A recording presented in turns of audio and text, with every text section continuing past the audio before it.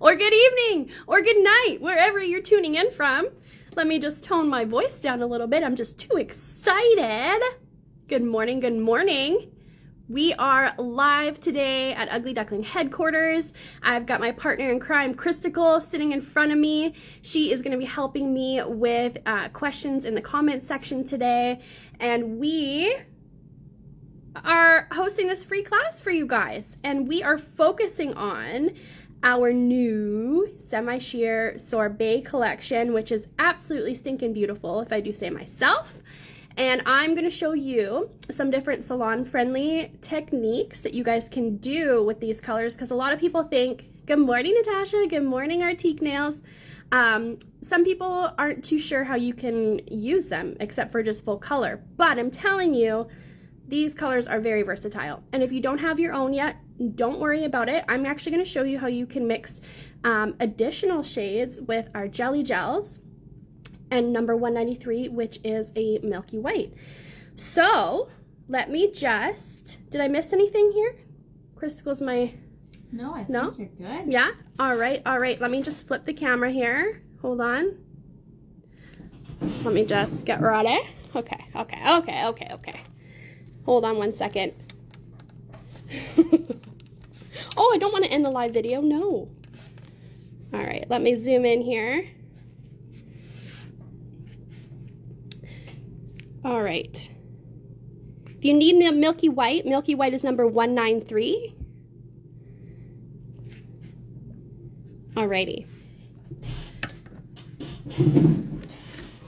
I'm just gonna put my hair up. I'm gonna take my toque off. I need to get in work mode here. So you can see on screen here, we're gonna be covering 4 different techniques. First, we're gonna start with a vertical ombre, or horizontal. I guess it depends on how you're looking at it, but I find ombre this way for me is much easier. And then we're gonna hop on up to that top section there where we have some glitters and some different pigment encapsulated and layered with the Sorbet collection. And then we're gonna hop down here to the east and we're gonna do some plaid. And then we're gonna finish off with, of course, it's never an Natasha Harton class without at least some kind of floral. So we're gonna include some florals in there too. So first things first, let's actually show you, if you don't have any of the Sorbet collection, I'm gonna scoot these out of the way. Let's show you how you can mix your own shades. So we've pulled 3 of our jelly gel colors. We've got number 226, 227, and 229. So 226 is this beautiful turquoise, 227 is a beautiful, beautiful purple, and 229 is this really, really hot pink. So I'm going to place some of these on my palette here, my Ugly Duckling Crystal palette. That's 226. 227 is this beautiful purple, like a grape purple. And then 229 always reminds me of a neon pink pencil case that I had when I was younger. Do you remember those? Yes. And like when you looked at the end, it was kind of like orange, just how kind of like it is in the bottle here. It kind of gives, true. Super neon. I love how certain things remind us of that. Yeah.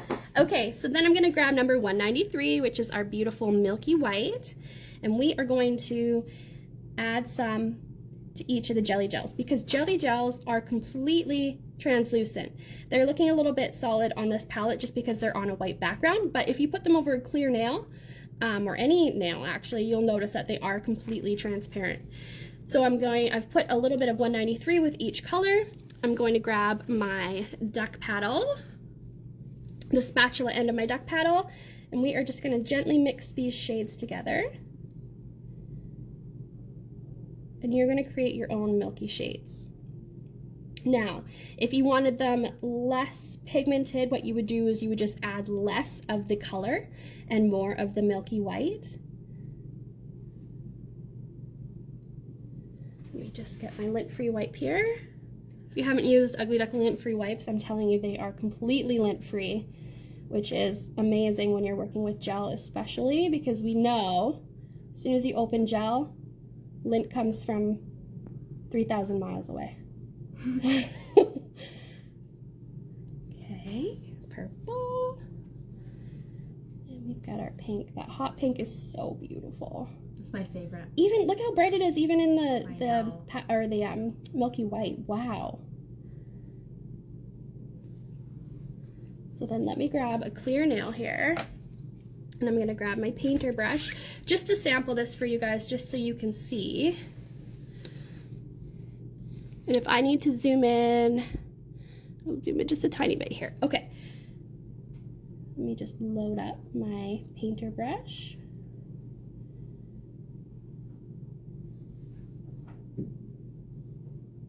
And you can see they are semi-sheer. So they're not completely sheer anymore, but they're still giving that semi-sheer milky appearance, which is so good for all the techniques that we'll be doing today. So if you are able to get the Sorbet collection, you'll have some really, really beautiful pastel options. And then if you have our Jelly Gel collection, you can mix some brighter, more vibrant semi-sheer shades. So you're gonna have a whole collection of really versatile colors. There's the pink. Let's hop on over and show you the purple.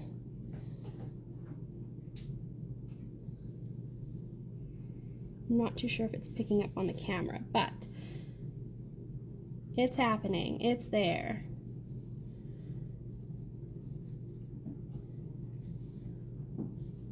Minus that fuzz. And then blue. This blue is so pigmented. I'll try and move my glove out of the way here just to see. So there we go. We've got blue on the edge, we've got pink in the middle, and we've got the purple on the outer edge. So there you go. You can make your own shades, and we have nine shades of Jelly Gel. Yes, 10 shades of Jelly Gel. So we've got the whole rainbow. Oh, we do. Well, actually, no, we have 10 in the jelly one that we launched, and then we have 2 other blues within the line. That's true. 72 and 35. I always forget about those ones. So really, there's 12. There's 12 altogether. Yes. And they're super versatile. And like I said, like, look at how punchy these colors are. And then, of course, the stars of the show today are our Sorbet collection. So you can see the difference. These are definitely nice and soft and muted. And then these are more punchy. So lots of options for you guys. But we are going to be focusing on our beautiful Sorbet collection today. So let me just scoop these colors out of the way. Whoops. Sorry, just grabbing my little garbage bag. And we are going to start off here with, oh, thank you, Crystal. We're going to start off with our ombre here. So ombre, these colors are so easy to ombre because of their semi-sheer property. They blend really, really beautifully. Sorry, I'm going to talk while I'm just cleaning up my palette here. They blend really beautifully, and to make them pop even more, you're going to put them over a base of either 44, which is our pure white, or number 193, which is our milky white. So if you want a softer look, I would suggest going with 193. If you're wanting a little bit more of a solid base, then number 44 is the one to go with. So today, I'm going to opt for number 44,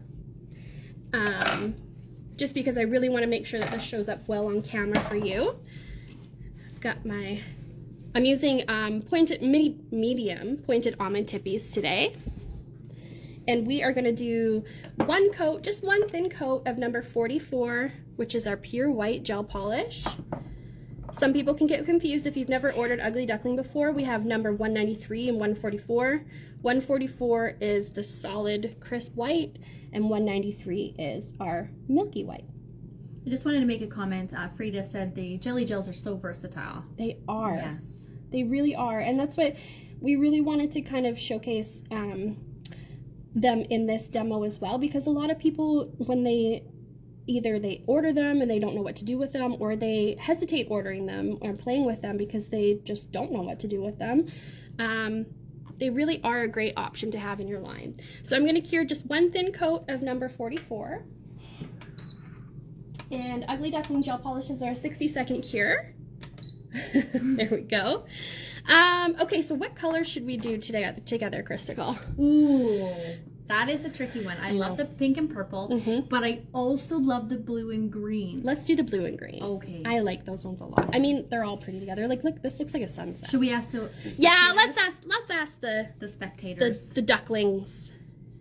What would you guys like to see? The purple and pink or the blue and green? You guys call the shots today. You're the boss.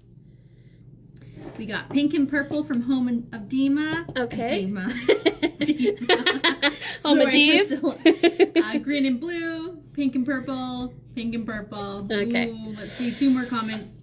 Okay, pink Last and purple. two. And pink and purple. Okay, pink and purple is the winner. I think when I looked at that too, the first one that drew to me was the center one because it's so like perfection. It reminds me of candy. Yeah. Maybe I'm just hungry.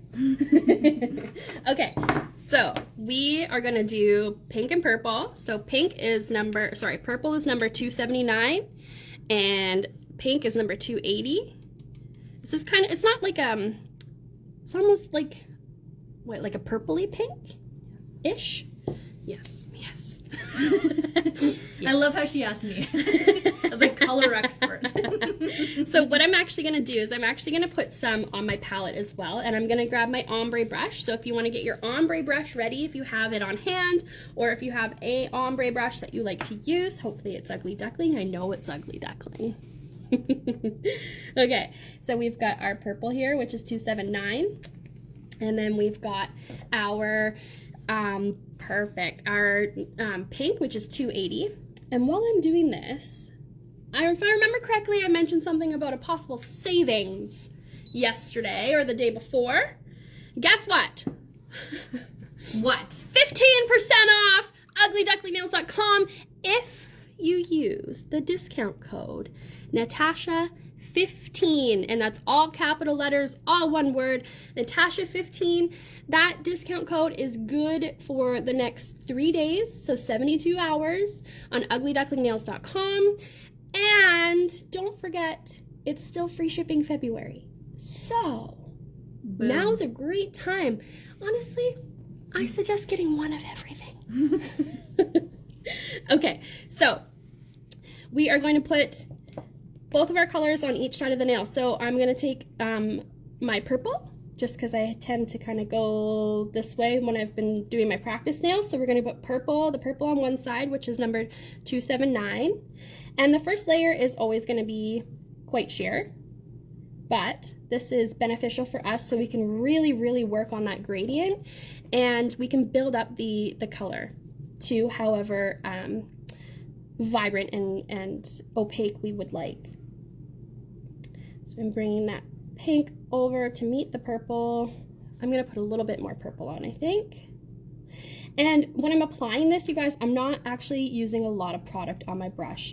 A lot of people think when you're trying to do an ombre, you want a ton of product on the nail, but often in my personal experience, I find that can sometimes work against us because the colors don't actually kind of pull and grab and blend together that way. If there's too much product on, everything just kind of slides around. Less is more, I find, when you're doing an ombre. So little product on my brush, I'm just coming up to those colors. If by chance I accidentally touch, I'm just gonna swipe off a little bit on my palette before I put that brush back in, just to avoid any contamination. Now we've got our ombre brush here, and what I'm gonna do is I'm going to come into my palette that I've got those colors already laid out on, and I'm gonna work the two together on the brush a little bit. So I'm pulling down this way, but if I want to coat the other side of the brush, I'm going to have to flip my brush so that the colors stay on the proper side. Does that make sense? It does. Alrighty. So we're just loading that brush, just so when we come to the nail, it's going to be a little bit easier to start pulling these colors together. So starting in the center where those two colors meet, we're just going to gently, I'm keeping my brush pressure quite light, and I'm doing kind of a flicking motion as I'm pulling downward. If I start to get a little bit of product building up on the brush, I'm just going to wipe it off, come back, and I'm going to start again. Now when I come back the second time, usually what I'll do is I'll pull a little bit more color from one side, and as I'm pulling down, I'll work it over. Back and forth, just ever so slightly. Now again, this first layer does not look like much at all, but we're just laying the foundation for a beautiful ombre. So we've got that first layer, we've just gently blended those two colors together. You can see it's quite pigmented on this side, and the purple is a little bit more pigmented on this side. That's great. We're gonna stick this in the lamp for a cure, and then we're gonna go back and we're gonna repeat the same steps. Beautiful. So we're gonna eventually, I think this was probably 3-ish coats. And again, depending on the opacity that you want, would depend on how many layers you apply. All right. And if you're doing this on a client, sorry, an actual nails, full cure time is 60 seconds. But with the magic of nail art classes, we're gonna speed things up here a little bit. Okay, so I'm gonna go back, I'm gonna repeat the same process. Purple on the left side, focusing more heavily on the outer edge of the nail, so the sidewall area. And then pulling over, and as I'm applying this second coat of color, I'm going to start actually pulling that purple over that pink area just a little bit.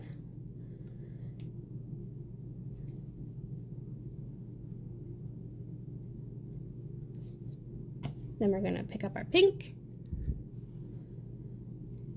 And same thing, I'm gonna come over on the right side, focusing more of that pigmentation and more heavily on that outer edge.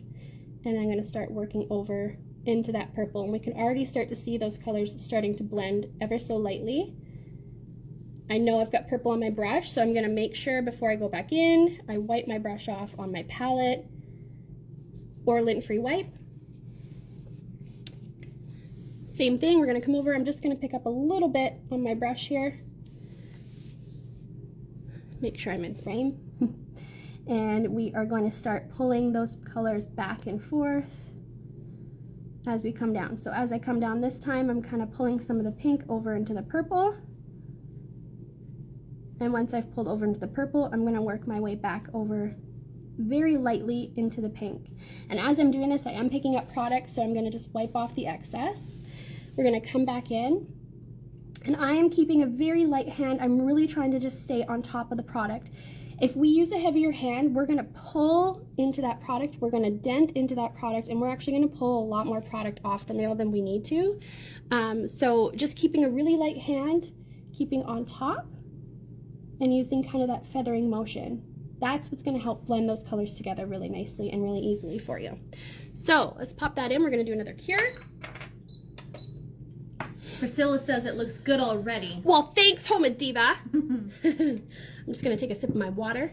It's kind of cool to see, though, that having the option, if you want more, like you said, a subtle ombre or more pigmented, it's just more layers that you have to put on. And if you wanted something really, really subtle, you could actually just do this straight over like our Fufu acrylic or a Fufu sculpting gel, and it would just be like a little blush of color, like a very, very subtle, subtle ombre. So depending on the base that you apply, that will kind of determine how vibrant your ombre is. And we're just repeating those same steps. It is repetitive, but it's well worth it. I'm going over more this time with the purple. Let's pick up a little bit more. Sometimes I can be scared and be a little too light-handed, but like I said, we just don't want a ton of extra product on the nail. And by keeping it thinner in thinner applications, because we are doing multiple coats, this will also help keep the bulk down on the nail and the enhancement. Because we all work so darn hard to create beautiful, delicate enhancements. We don't want to bulk them up too much with our art. Okay. It's hard to see with that glare a little bit. I'm just going to add a little bit more pink.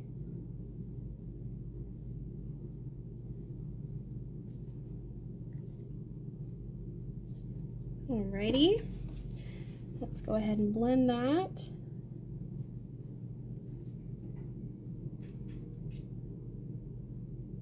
Really, really light motion, and I'm pulling over into the purple. wiping off the excess off my palette, onto my palette, I should say. Then we're gonna come over.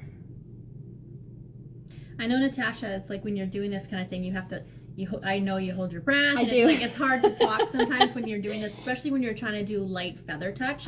But I have a question while you're doing this, Natasha. Would you say this would be a technique you would recommend for those who are not very strong or just starting out in ombre, is to use like a jelly sorbet color for blending opposed to using more of opaque colors? I would absolutely 100% recommend that. That's such a good suggestion because these are quite forgiving in the sense that the more pigmented the color, the more that it's going to show every single brush stroke, every single line. It's going to be harder to kind of blur out those lines and blend those lines. But because these colors are milky, or if you mix your own milky shades with the jelly gels, that milky property in those polishes is going to kind of do some of the blurring for you. So the more pigmented the product, the more prominent the brush strokes and the lines and everything will be, the less kind of opaque, I want to say, the more forgiving it'll be for sure. Yeah, Homa Diva said opaque ombres are a nightmare. They are. They are. And Frida says you just want to eat those colors. They look like candy. They do. Okay, so we are going to come on here. I'm starting with the pink this time, and I'm actually going to pull that right over that purple. This is probably the last coat I'm going to do, so I am really pulling that pink over. And by doing this, I'm helping blur that center line. We've done a pretty darn good job about ombreing that and kind of blurring that main line. But now, because this color is opaque, or sorry, sheer, semi-sheer, I'm able to cross over into that purple without completely hiding the purple, but it's going to help create more of a softer transition between the two shades. So now what I'm going to do is we're actually going to cure this now that we've focused more heavily on the application of the pink on this side, and as we worked over to the purple side, we've lightened our pressure and pretty much just dry brushed it on to help create more of a smooth transition. I'm going to cure this, and then we're going to do the same thing with the purple in the opposite direction going over top of the pink. And that's really going to help blur out that transition line. I find if you're doing ombre with more opaque colors, it's really good to mix yourself a transition color. Instead of working through just two colors and trying to blend them really, really well together. Say, for example, we were doing this one here and we were doing it with more opaque colors. You would have your orange, you would have your kind of yellowy green, and then what you would do is you would take these two colors and mix a transition color and apply that to the nail as well. So you'd have 3 thinner stripes, and then you would work in the middle where you've applied that transition color over and over. And that's how I find it makes it a little bit easier with opaque colors, but still, Priscilla at Homa Diva's right. Opaque colors are extremely hard. You have to have patience. You do. Okay, so we're taking a bit of our purple, focusing more heavily on that outer edge. And as I'm working towards that center line, I'm still applying a bit of pressure, but as we work over to where the pink is more prominent, I might have too much on my brush, so I'm actually going to wipe some off. And we're going to come in and we're just going to dry brush that and kind of blend that over the pink as well.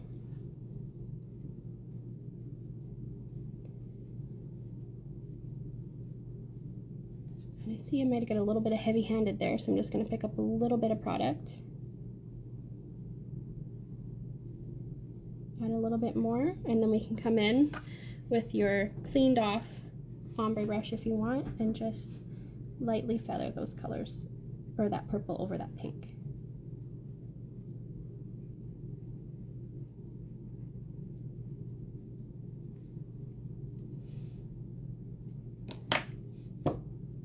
This is where we get nitpicky. I think I'm going to add a little bit more pink. Just a little bit on that outer edge. Work my way over into that purple. I haven't cured that layer of purple just yet. And that's where perfectionism comes in for Vortex. It's never enough. No. feels like maybe I'll just go a little bit more. 20 layers later. Oh, geez. Okay. All right. So I think I'm happy with that. We're going to go ahead and pop that in the lamp for a cure. Now, I'm going to share a little secret with you that if, I'm going to step away for just 1 second, I'm going to keep talking. If you're not completely satisfied with your ombre, this is where glitter comes into play. Not saying that I'm not happy with this, but I'm just saying this is an option for you. We have number 13 gel polish, which is this really fun, it's completely clear with these really fine holographic silver glitter, and we're gonna pop a little layer over that just to show you. You can zhuzh it up a little bit more, or you can help blur that line. I love 13. 13 is so versatile too. 13 I think is one that needs to have more attention. It's such a fun one. Beautiful. And it works so well with the sorbet colors as well. It does. Homa Diva Natasha already looked amazing on 3 layers, so. Well, thank you. All right, there's one coat of 13 over there. It's so pretty. Beautiful. All right, let's cure that. And that's our ombre. Any questions so far with ombre?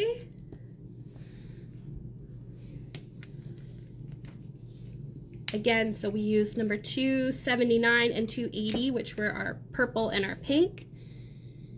And I used my ombre brush, and of course I have my trusty crystal palette here with me. That is always a must-have whenever I do nail art. Sin City Nails, I love it. Amy, Natasha, it's so pretty.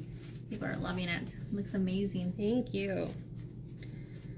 Alrighty.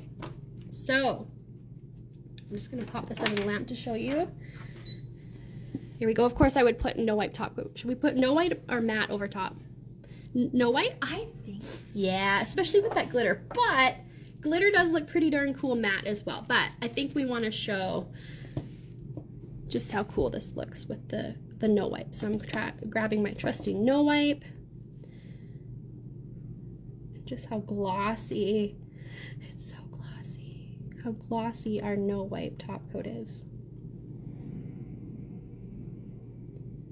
So satisfying watching that be applied. Yes, absolutely. Well, that looks yummy. It looks good to me, good enough to eat. Let's pop that in the lamp for cure. Again, 60-second cure for all of our top coats, base coats, and gel polishes. And if you are working on a client and you take them out of the lab, we always recommend waiting about 30 to 45 seconds before touching the surface of the nail or applying any cuticle oil or cuticle treatments, just to allow that product to fully cool and fully set before you apply any oil on top, because I'm telling you, no wipe is super shiny. Like even my last nails that I had on, I was well overdue for a fill. I think I was at almost 5 weeks. Unbelievable. But they were still shiny. Very shiny. So if it ain't broke, don't fix it. Okay, let's pop these out of the way. Here's our beautiful finished ombre nail using the Sorbet Collection. We've got 279 on the left, 280 on the right, and we popped a thin coat of number 13 over top just for some added fun. Spectacular. Great. Okay. Who wants more? I do. Okay, next up, we're kind of working in, I have a method to my madness here. So we are going to hop on up north, and we are going to do some inlaid pigments or glitter, whatever you have on hand, with our sorbet. So we're going to pick one color. You guys can choose. Would you like 275, 276, 277, 278, 279, or 280? You guys choose. You can also name out the color if you can't remember the numbers. It's no problem.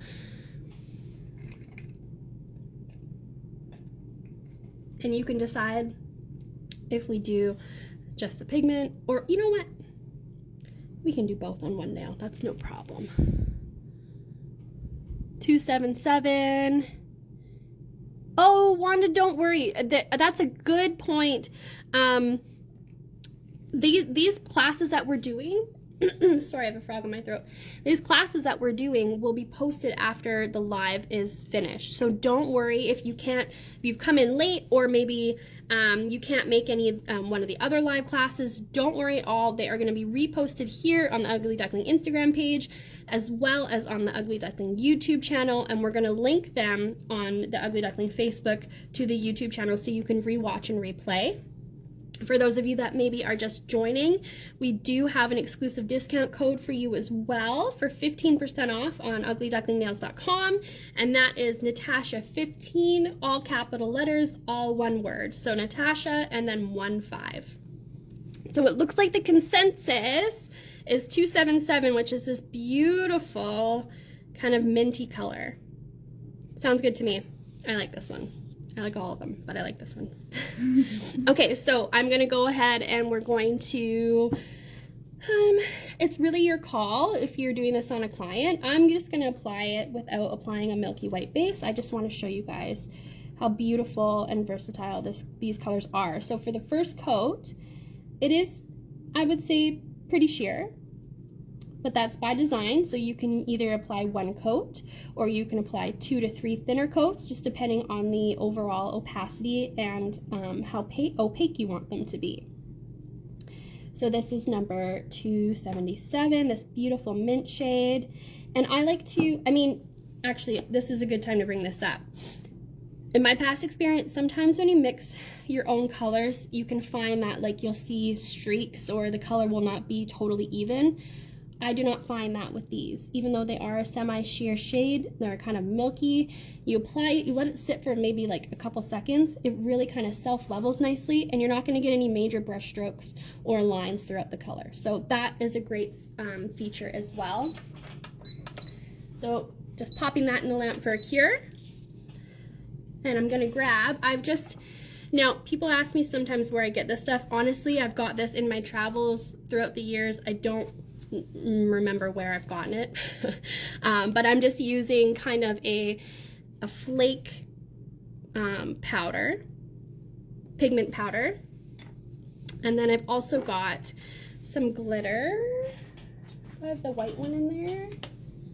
The chunkier one. Yeah, that one. Perfect. And then we've got a white glitter of different sizes, so it's got different sizes of hexagons. You don't have to use this style at all. I just liked the white because it can show when it's layered. The first layer, the glitter in the background is darker, and then the one more up front is lighter, so it really gives your nails dimension. And then we're just going to try and stick all the glitter in here today. We've got these kind of shifty ones. Okay. So we've got our inhibition layer there. I'm going to take some of this pigment. I'm just using my ombre brush because it's what I have on hand. I haven't dipped it in any gel. It's got gel residue already on there from us doing ombre. We're just going to press that into the inhibition layer on the cured layer of 277. And like a lot of my nail art, there's really no rhyme or reason to how you place this or where you put this, and that's what I love nail art that, okay, let's talk about this.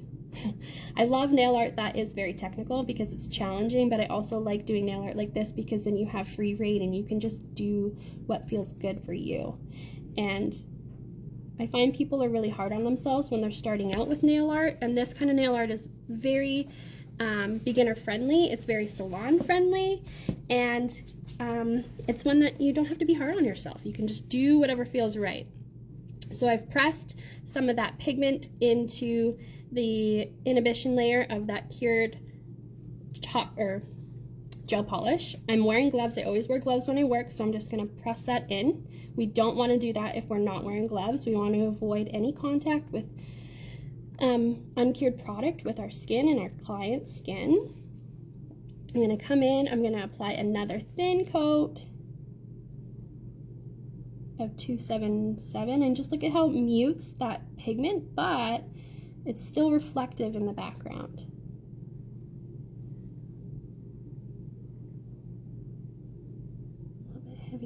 side. Okay, so a thin coat. And then what you can do before you cure this is we can pick up some of these glitters. Now, bigger glitter is going to be a little bit harder to encapsulate on nails, typically because they don't hug the curve of the nail, so a smaller glitter is always ideal, but this one's a mix, so we're just going to wing it. We're going to go for it.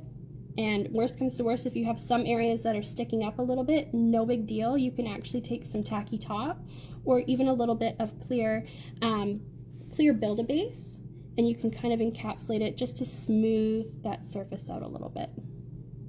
Whoa, that's a lot of glitter.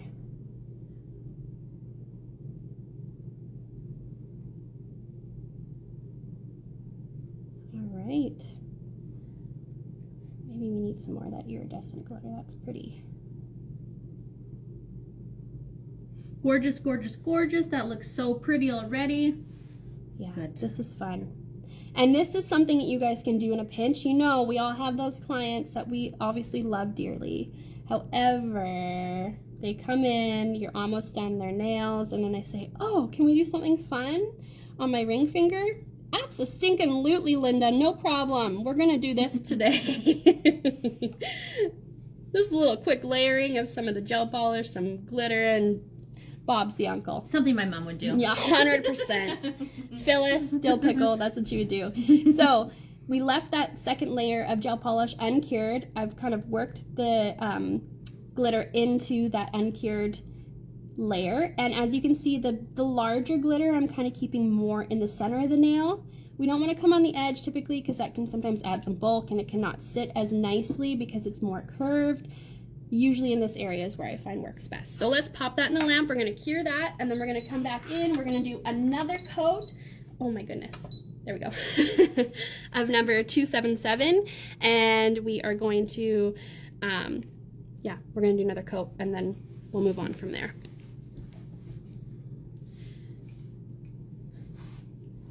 Alrighty.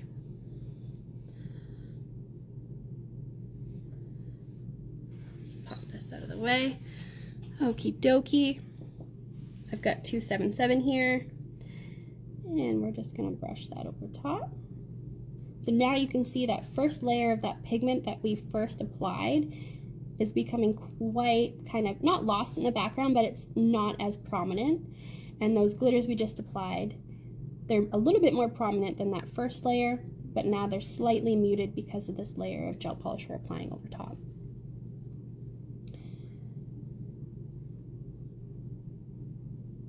All right, this layer I'm just going to add a few pieces of glitter, just random. We're not going to add too much, I don't think, because this is going to be our top layer. Just a little here and there, just so we can really see. We've got 3 layers going on. We've got that base layer, we've got that second layer with pigment and glitter, and now we've got this top layer that we're laying down.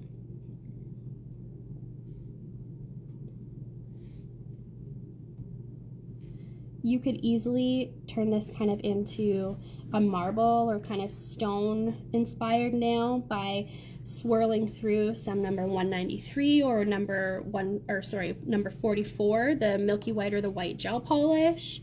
There's lots of different things that you can do. And that's the beauty about it, is that, like, you know, if you don't have a ton of glitter, yeah, gel polishes, you can make your own. 100%. And there's so many options with that out there with glitters. And you know, we've actually got a couple great ones. They're in the 50s. I can't remember their numbers, but they are like chunkier glitter. Mm-hmm. So if you have those, you could just put a little bit on your palette. You could fish out the individual pieces of glitter and pop those in there too. Absolutely. 52, 53, 54. That's great. All right. Maybe we'll put just a few small flecks of the pigment on this top layer.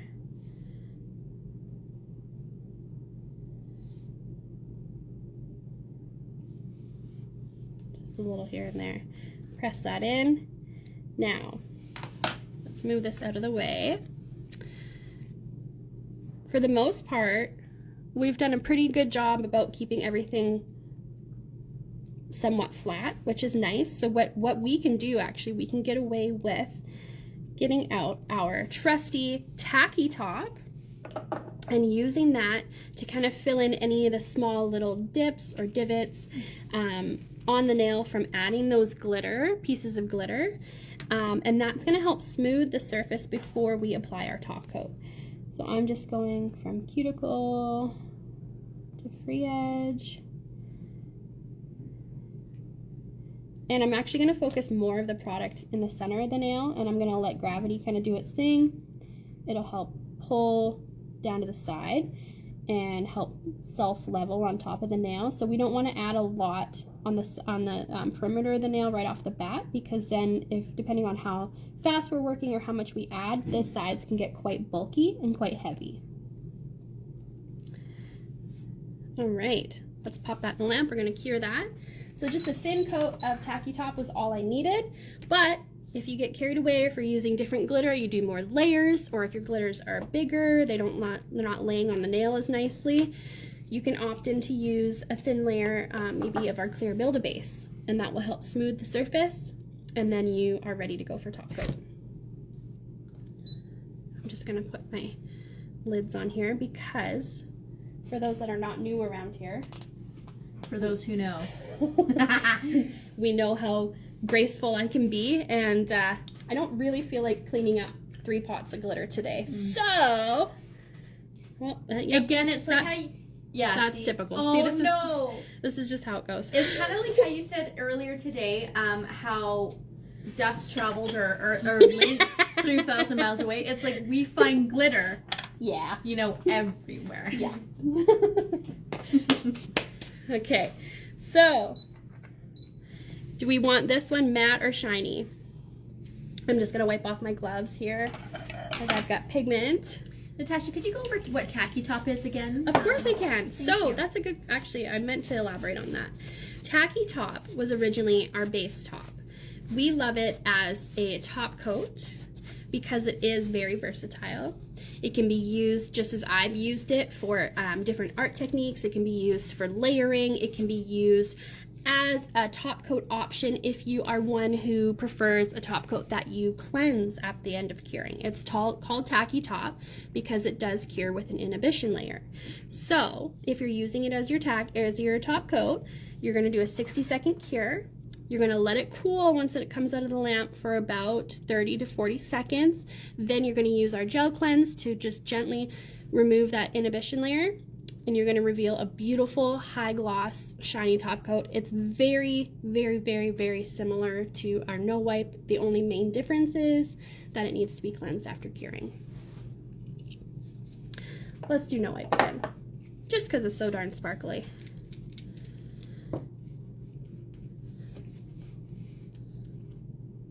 Oops. And it's cool too because with the option of matte, it really changes the look completely. It does. With even matte over top of glitters, yeah, it really settles it down. Obviously the glitter wouldn't be as sparkly, but yes, but you would get the texture, yes, and the dimension still without having that glitz. Because I know one of my aunts, she is not a super glitter fan, so she may opt for something like this if it's not super sparkly.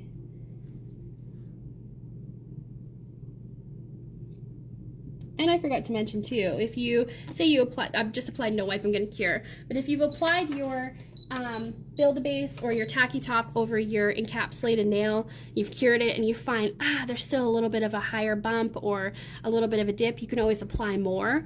Or depending on the situation, you could always break out your buffer and just lightly buff the area to kind of smooth out and finish out the surface.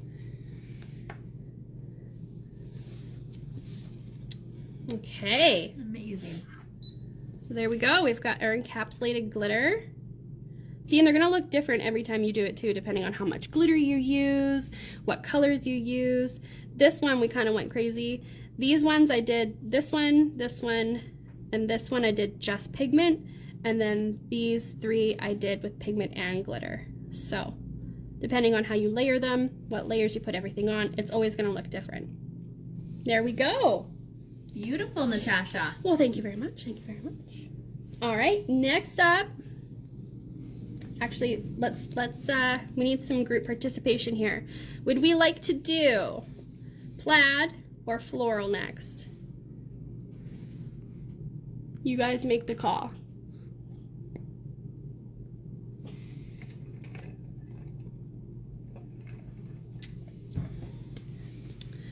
I think I know what, but we shall see. I'm just getting my palette ready for whatever my bosses say.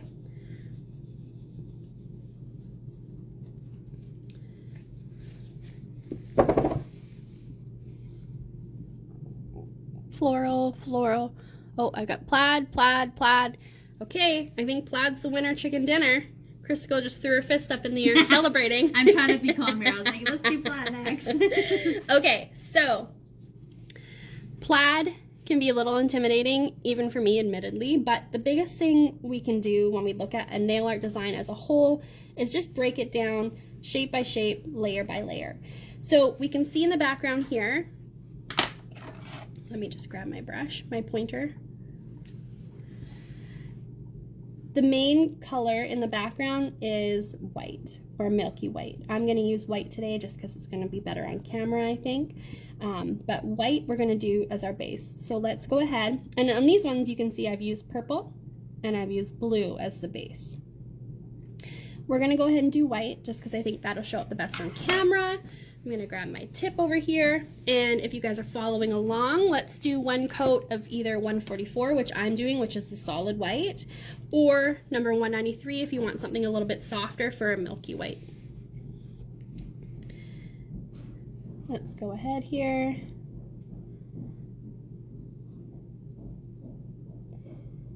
And as this is my base, and it is going to be, unlike the ombre, there is going to be some of this showing through. I'm going to do 2 thin coats because I want to make sure that that white background is nice and even. Our white and black gel polishes have amazing pigmentation, but I am just a 2-coat girl. I don't know about you guys, but it's a habit I will never break. 2 coats no matter what, even though Ugly Duckling is super pigmented and you can usually get away with 1 coat.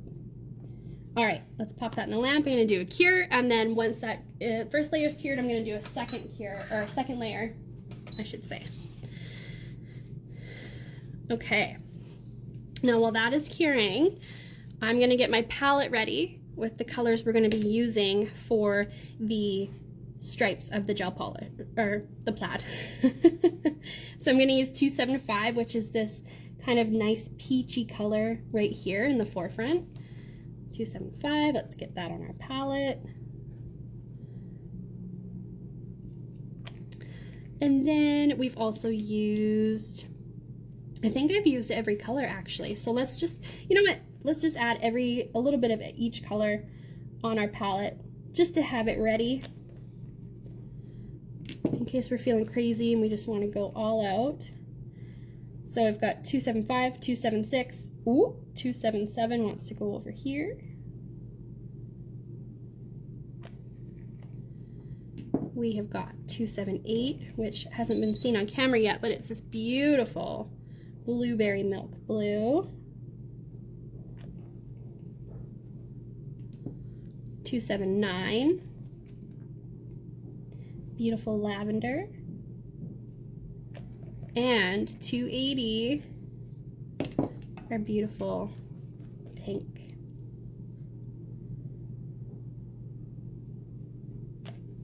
With a perfect palette for spring, for sure. Okay, so we got our colors there. I'm just gonna do one more thin coat of number 44, just to make that base nice and solid.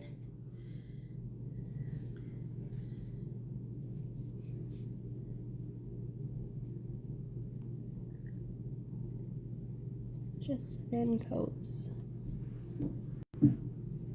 And we're also going to be using our painter brush and our striper brush today. So if you have those on hand, you might want to get those ready.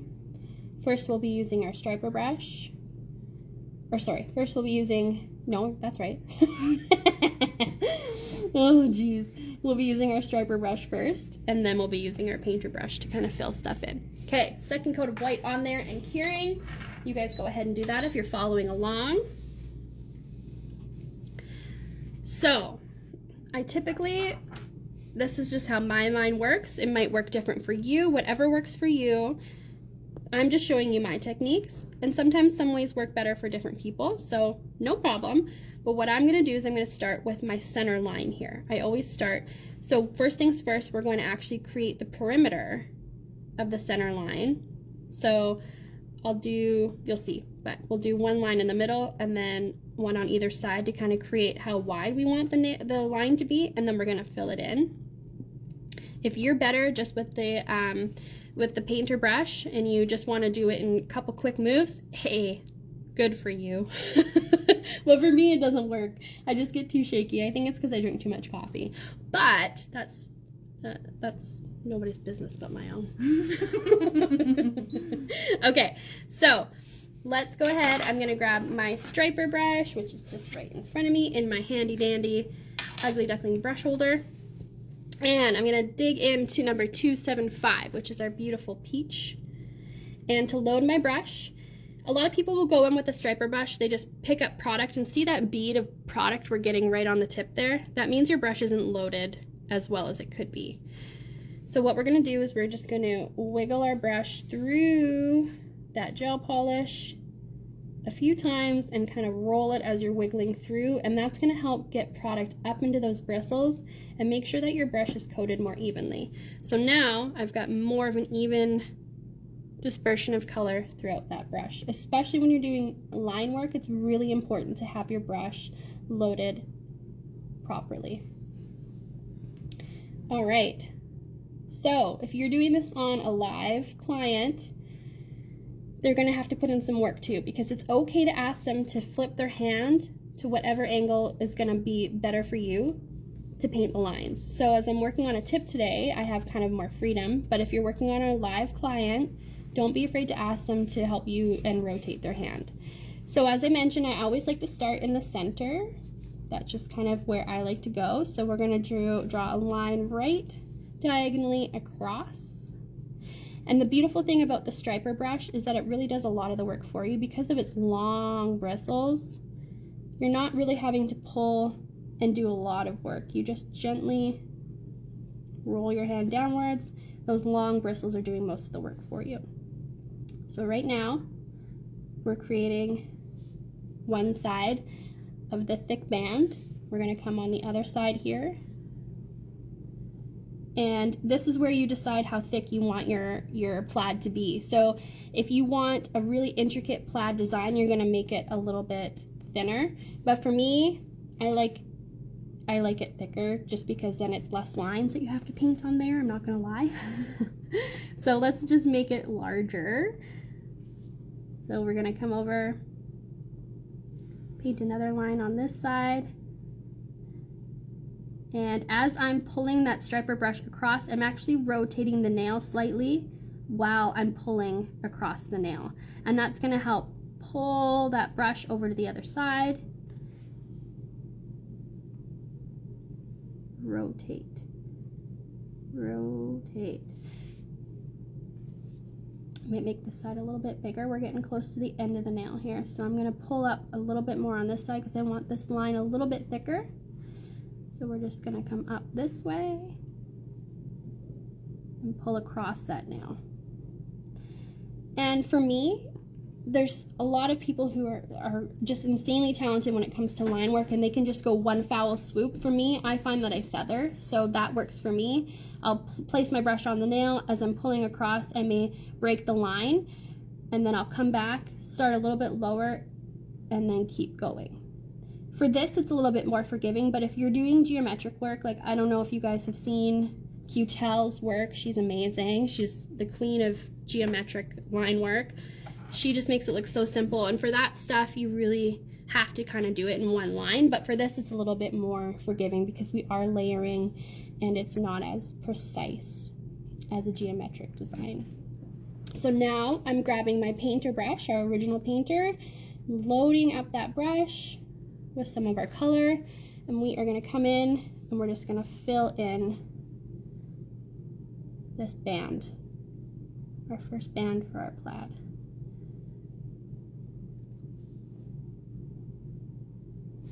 Thank you. Crystal's keeping me in frame.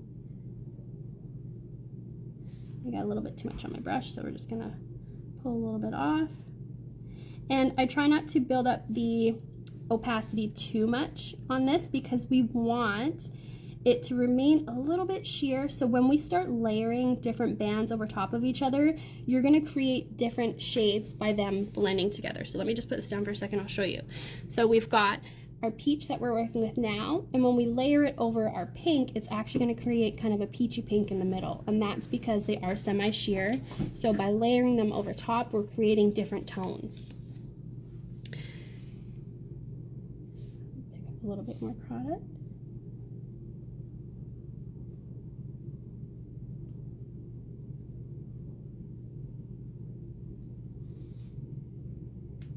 Sorry, I keep rotating. It's hard to see sometimes with the glare. All right. Now, if you want to continue, we can continue painting our other lines, but if you want to flash cure, you can flash cure. I'm only saying flash cure because if you were doing this on a client, you'd want to do a full cure on each hand. So say you are doing one band, you want to put their hand in the lamp, let them get a full cure on that one hand while you're working on the other, and switch back and forth. All right. I think I need to stop playing with this. Okay, hold on one second.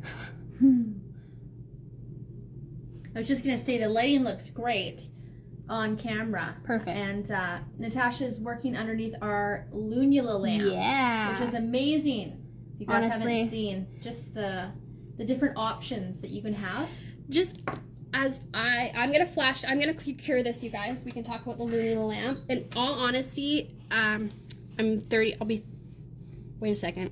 You're 35. Thank you. I'll be 36 this year.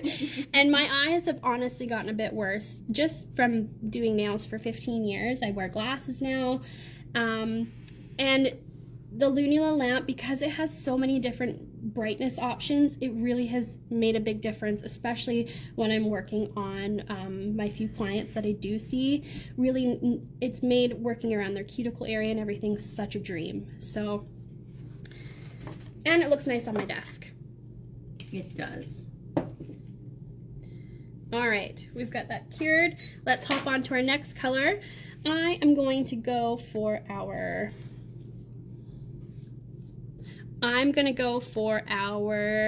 let's do our mint color next. I'm gonna do mint down here, which is 277. Now, let me try and explain this. It may not come across in Natasha language, but I'm gonna do my best. You got this. All right. So, essentially what we wanna do, we've got this thickness of band here in the peach. We wanna leave that same thickness, or roughly that same thickness of empty space in between our next band of color. So it's gonna be band of color, blank band, band of color, blank band, band of color. So we want to try and space everything out as evenly as possible, in theory. It doesn't always go that way, but it always looks nice in the end, so that's okay. So I'm going to grab some 277 with my striper brush. We're loading that brush up again, making sure we've got it loaded properly. And we're going to go obviously in the same direction right now because we're laying our 3 out in the same direction, and then we're going to go the opposite direction for the other bands to create that plaid effect. Okay, so roughly, let's eyeball this. It's better to kind of start down a little bit further away than you need to, because it's always easy to kind of come up and bring it up a little bit closer to fill in that gap a little bit more if needed. Okay, so this is number 277, our beautiful mint shade. Very soft.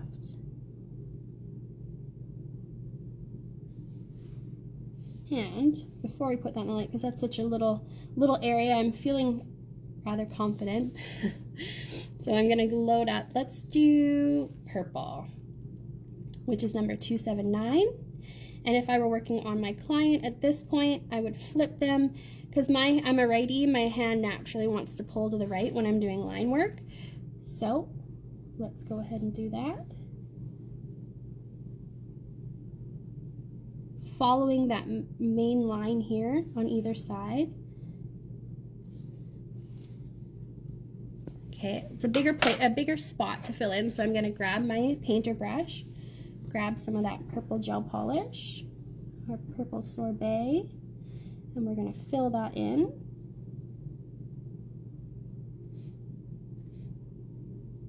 And if needed, you could always switch back to your striper brush, especially if you're working on a client and you're getting near their cuticle area. Of course, we want to avoid touching their skin with any uncured product, so using a smaller brush to get in nice and close is a good idea. Alrighty, we've got those 3 in line now. Let's pop that in the lamp. We're going to cure that, and then we're going to move on to the other 3 lines. Where are we here? There we go. So we've gone diagonally to the right. Now we're going to go diagonally to the left, moving down. Looking at this, I might just actually do another thin coat over the mint, just because I want it a little bit more prominent. It's there, but I want it a little bit more noticeable. So I'm using a very little product on my brush because, again, we don't want to add too much bulk to the nail. I'm just going over that area again. It's just making it a little bit more opaque and a little more punch of color.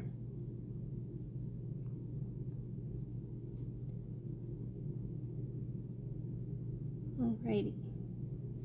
Let's flash cure that because this is going to get a full cure at the end anyway. So we're going to pop that in. I'm just going to cure that in place so we can work on our next layer.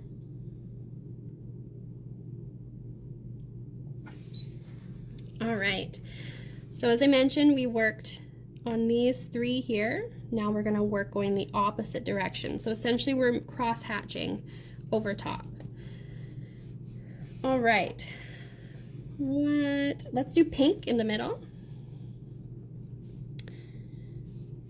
I'm going to load up my brush here, and we're going to do the same thing. We're going to try and keep the lines all similar width if possible. So what I like to try to do, and what usually works for me, is see where this purple line ends here? We're going to start our pink line there. We're going to drag over, rotating that nail ever so slightly, and that helps pull the brush down. If your line breaks, if there's not enough color, you're going to want to load your brush a little bit more. You come back a little bit further than where your line broke. So come back a little bit further, feather in a little bit, and then apply your pressure and rotate your nail, and that's going to help you finish that line.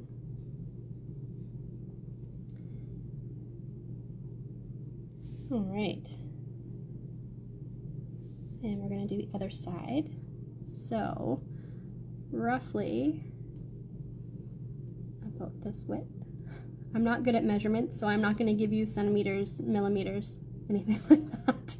About 2 feet long. This is about 2 feet wide. And I'm just rotating that nail and helping pull that striper brush down. Painting straight lines on a curved surface is a whole nother level, but just take your time. If a client is wanting a design like this, they have to know that it is a little bit more intensive, in the sense that it is going to take some time for you to be able to paint those lines, fill them in, layer everything. So just give them a heads up that it will be a longer appointment. Wear your jammies. I think it might need to be a little bit wider. So I'm going to flip my client over here. We're going to widen this line just ever so slightly. And we're overlapping that peach color, and you can see we're starting to create another shade of pink in the middle there where those two overlap. This just reminds me of a little girl's Easter dress. Doesn't it? Yes, it's very true, actually. We should have been wearing our lace socks. Do you remember those? The white socks with the lace cuff? Oh, I love those. I'm I'm gonna bring back the 80s. I knew you would. All right, so now I picked up some of that pink, which is number 280, and we're using our painter brush. We're gonna start filling in.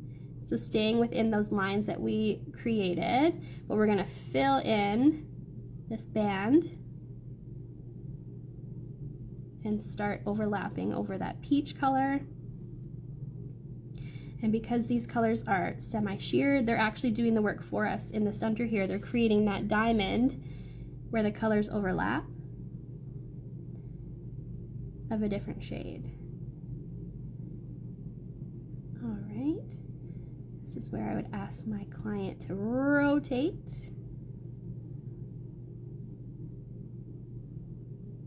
We're just gonna pull that product down. And I am working with a little bit less product on my brush, just so that we can really get that difference between the pink on the white, which is the true kind of cooler pink, and then it mixes over here over top of the peach to create kind of a peachy pink, and then again over the white we've got that true pink there.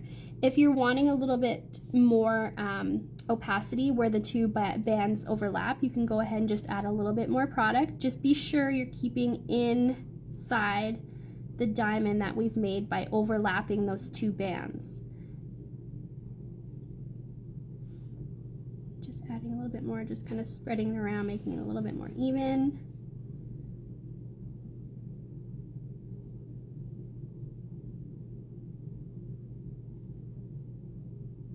Rotating.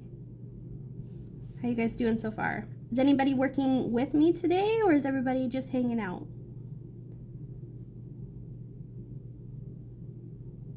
I'll let you know. Perfect. I know there's always that delay. I think we had some people, Amy asked earlier on in the live if anyone was, joining us. Oh, good. Along, so. Okay, so can we see the difference between the colors? I'm gonna zoom in. It's starting to pop now. Yay! So we've got the pure pink over the white, and then we've got that really pretty peachy pink in the middle where it overlaps the just the peach shade on its own. Okay, I'm gonna go ahead. Let's do our other band up here, and we're gonna have room for a little one down here. We haven't used green or blue yet, so let's do the green up here and then the blue down here, I think. What do you think, Crystal? Sounds great. Excellent. We got about half watching, half hanging. Amazing. Amy's on our second cup of Java. Nice, nice. Guess what? I haven't had any because I knew I was going to be doing line work. And I wanted to not be like this the whole time. So my coffee's waiting for me after that this. would be Miss Amy if she was doing the line work. Yeah. After 100%. second cup. Amy'd be like, your lines don't have to be straight. Don't even worry about it. It's an S design today. Okay, so again, leaving that space, that empty band. Let's start a little bit over here. I can already tell that I'm gonna have to fatten it up just a little bit to bring it closer to that pink, but that's okay. Let's lay our initial line down. The green may be a little bit hard to see on camera, so I'll add a little bit more here. These colors are they just scream spring.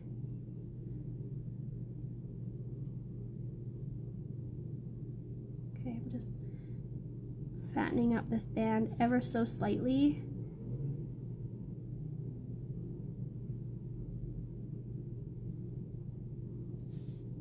And picking up more green, rolling that nail so I can get down on those side walls. We're overlapping that peach color.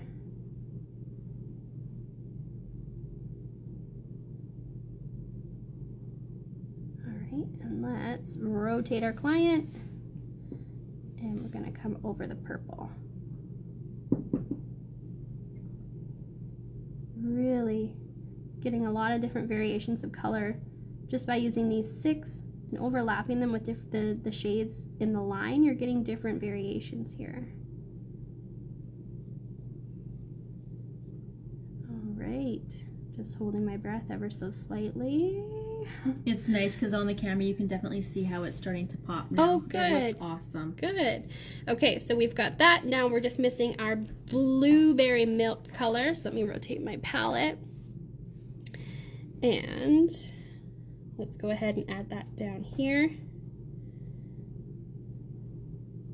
Just loading my brush. Let's lay down that initial line. And we're always going in the same direction, in the same angle as close as possible to that first line that we laid down on this layer, because again, we're going the opposite way than when we started to create that plaid, that crosshatch design. Pick up a bit more. Just really spread that around.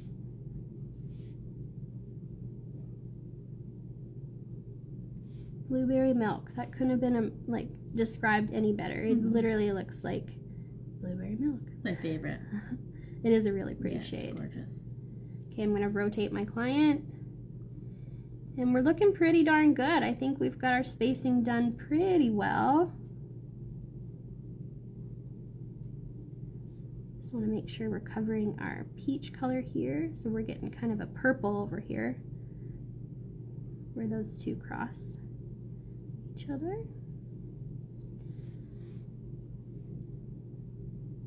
This little bump here, just because we added a little bit more of 277 to that mint area just to make it pop a bit more. So we got a little bit of a bump, but that's okay. The end, worst comes to worst, we're going to break out our tacky top just to help smooth everything over. Alrighty, so let's go ahead, let's pop that in the lamp. We're going to cure that. And then we can reassess when it comes out if we want to add a little bit more color in any of the areas just to make it a little bit more opaque. If we're happy, we're going to move on to laying out these. Yep. I've got just a line of color from the Sorbet Collection. I've got a blue line here and a purple line here in that open space. And then we're going to add final details with our white art gel. So let me grab this out of the lamp. All right, Crystal, in your expert opinion, what color should we use for here? Just a thin line, and here for a thin line. Oh, okay. So for what color, do you think? I'm gonna say probably either the pink or the orange, something that's pop. Let's do it. I'm gonna pink. Pink? You got it. Good call. In my expertise. In your expert opinion. Don't laugh. No, I know. I just guessed, guys. No, she's good. She's good. She's good. She doesn't give herself enough credit. Okay, so we're just going to, I'm going to use less pressure on my brush because I don't want to spread that line out. I want to try and keep it thinner. So I'm going to rotate my client's hand. I'm going to place the tip of my brush down using very light pressure. And it's not going to be super noticeable right off the bat, but we're just going to create a thin line across here. It broke a little bit, so I'm just going to pick up a little bit more product. I'm going to go back further than where it broke, my line broke. Place down my brush, just lightly feather to rejoin the line, and we're going to continue drawing that line. A little bit more here, I think.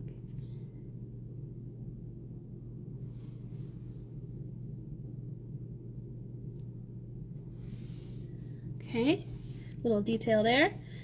Then another one down here.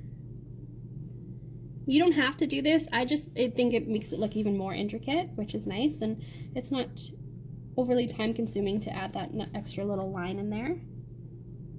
Okay, so I'm rolling my client's nail kind of really towards me, putting that point of my brush down, and we're gonna drag our striper brush. Because the bristles are so nice and long, it really does do a lot of the work for us. My hands are shaking now because I'm trying to be so light pressure. So light-handed. All right, and then I'm gonna flip my client over and just make sure everything is nice and even. All right, let's go ahead, let's cure that. And then we're going to go in and do some details with our white art gel. So if you have your white art gel on hand, excellent. If you don't have white art gel, you can also use our white color gel or our white gel polish. All are wonderful for nail art. I use a mix of all three all the time, and they all mix beautifully together too to create your own custom shades. I just can't rave enough about our gel products. All of our products, really. I mean, every single one of them. Every single one. Okay, let me grab some of my white art gel. I'm gonna pop some on my palette. Where did my duck paddle go? Perfect. I go through this stuff so much. Yeah, you do. This and black. Alrighty. My lint-free white. Okay, I think our little plaid nail has had enough cure time, so we are going to switch back to our striper brush, and we are going to properly load our brush, and I've got pink in there still. Quick tip, you guys, actually, this is perfect timing. Let's clean off an area of our palette. We are going to grab, I forgot to mention this when we were talking about it earlier. How silly of me. Tacky top? Yes! Priscilla had mentioned in the comments. Good. So that's good. Okay, Priscilla's on it. But this is perfect. Good demo. Tacky top is amazing for cleaning your brushes as well, because art brushes are so delicate. Using alcohol or gel cleanse on them quite often can be very drying to them, and if you ever notice that your brush is kind of fraying and like puffing out, it's probably because it's really, really dry. So what I did is I just wiped the bristles of my brush with a lint-free wipe just to get any excess product off there. But now what I'm going to do is, we can see there was still some pink in my brush when I went to pick up some of my white. So what I'm going to do is this tacky top, I'm just going to gently wiggle and drag my brush through the tacky top. And that's going to help pull out any residual pigment, any residual color gel or gel polish or art gel that's in there. And it's also going to help rehydrate the brush and also help you reshape the brush. It's always good to do this before you store your brushes too. I tend to try to do this once I'm done a design and I've cleaned my brushes.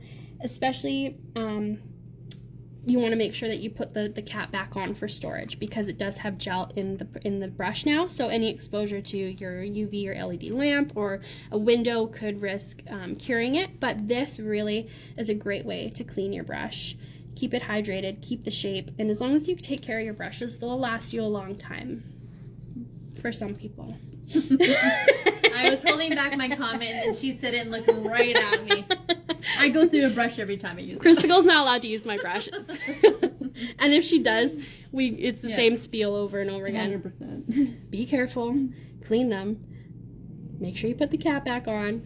Okay, so we've got our white art gel here on our palette, and we are gonna load our brush for some line work. So as you can see, I'm taking that striper brush, I'm wiggling through and pulling through some of that white art gel, and we're really just coating those bristles inside and out so that we get a nice even coverage on that striper brush. All right. So now, even though we've got white in the background and we're doing white lines on top, unless you're using the same white, they're always going to be slightly different. You'll notice a little bit of a difference in it in the shade. So it'll still pop even though we're doing white over white.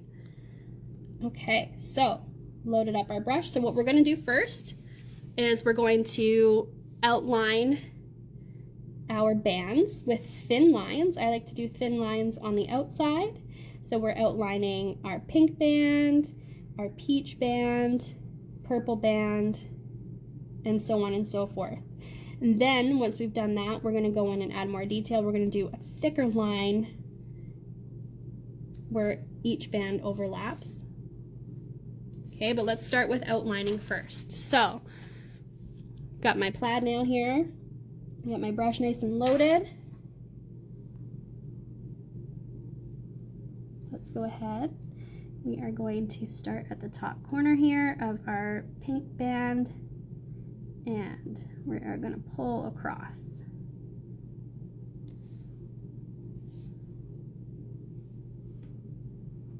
I wonder if this would be easier actually. What I'm going to do just for the clasp purposes, I'm just going to wipe that.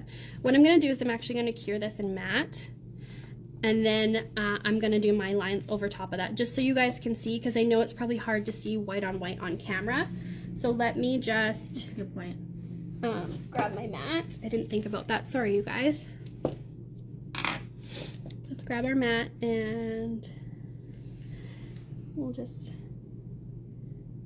do a little seal with that, and then we'll go over top with the white art gel.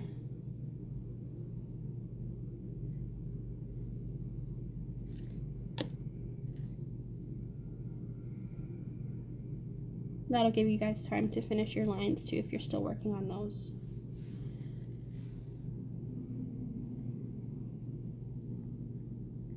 All right, let's pop that in the lamp. We're gonna cure that.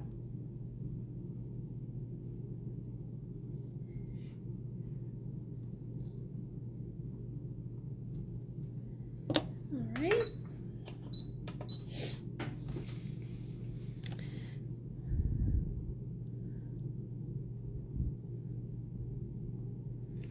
Okay. I'm going to get some gel cleanse on a lint-free white ready so I can remove that inhibition layer. Honestly, you guys, if you have not tried our lint-free wipes, give them a chance, because they are incredible. They're so strong too. Yes.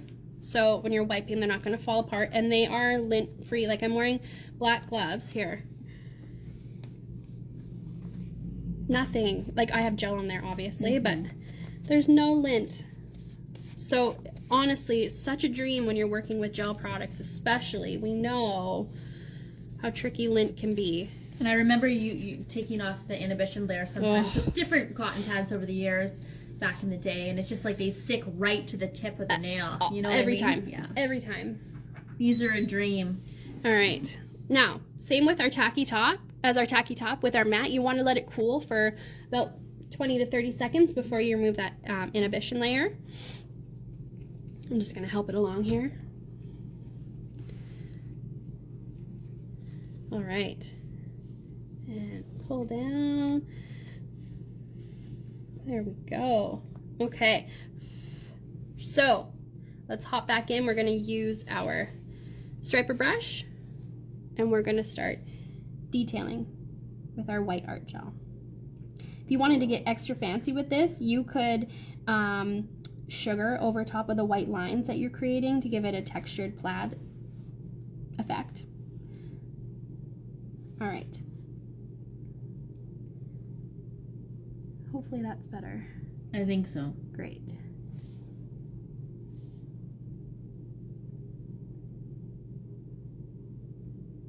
So thinner lines. They're not pencil thin, but they're thinner. Probably about the thickness as the pink ones.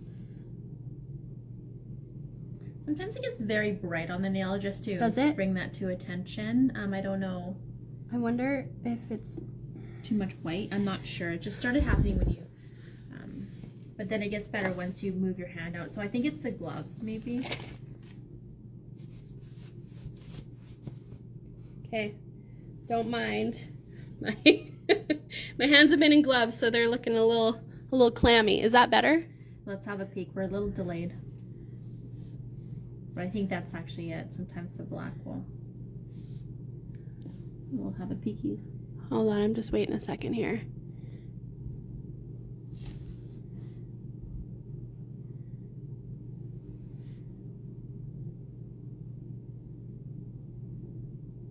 Better? Okay, I think so. Once you start working is when we noticed it. So let's have a little looky looks.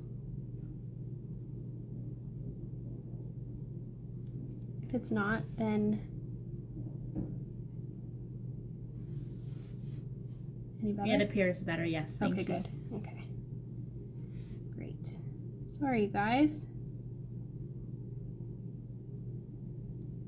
Okay, so we've got that outlined. loading up my brush again.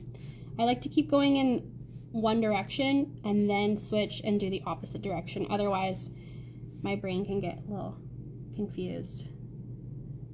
I wasn't laughing at that. I was laughing because I know. My brain always gets confused. Sometimes I don't know where I am. All right. So just by adding these details, it's really going to make those colors pop as well, because it's going to draw your eye to each individual band, and you're going to notice those colors. Okay.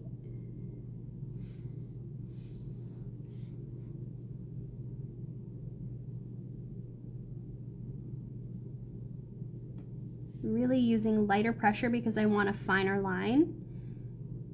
If you want a thicker line, you're going to load your brush up a little bit more with more product, and you're going to apply more pressure. And notice I'm really just kind of utilizing the very tip of the brush. That's to keep my line nice and thin, or thinner. I rotated it just to make sure I'm wrapped all the way around. We don't want our line to end up here and then there be a gap. We want to make sure it comes to this very edge.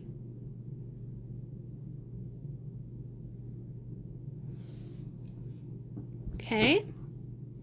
Good, good, good, good.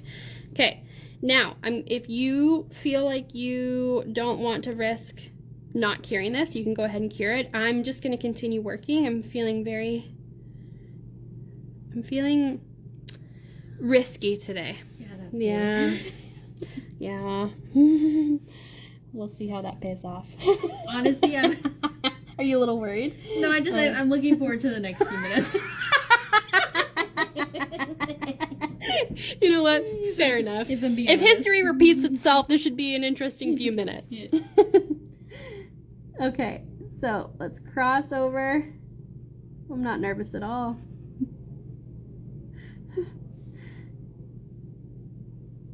I have to tell this.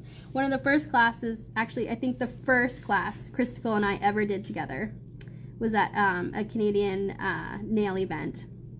And we were nervous. We had a couple people in our class. Which at that time we thought, yes! Yes, there was 2 people. The room next to us full. But we were killing it. And we were grateful for those people that came, because we would be sad otherwise. Anyways, I was showing how to do a sugared sweater nail, because that's when they kind of first came about and they were super popular. I was super nervous. The demo took me probably 3 times longer than it needed to. I finally got it to the point where I sugared the design on top. I went to stick it in the lamp, and not only did I hit the lamp, but I completely scraped off the whole design. Unbelievable. And just to point it out, we had more than 2 people. But everyone just looked at Natasha. We just were silent. We're like, no. Honestly, it's all in a day's work, you guys. It's all good. No biggie. It's all good. Just like to show you what not to do sometimes, you know? Absolutely. It's fine. Everyone makes mistakes. Everybody. Okay, so we're just continuing. I'm following.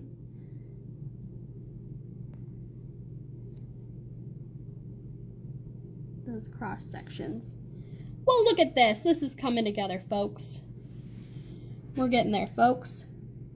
Well, folks, base is done. Crisscross applesauce. Don't make fun. Oh gosh. Okay. We're almost there for our fine lines.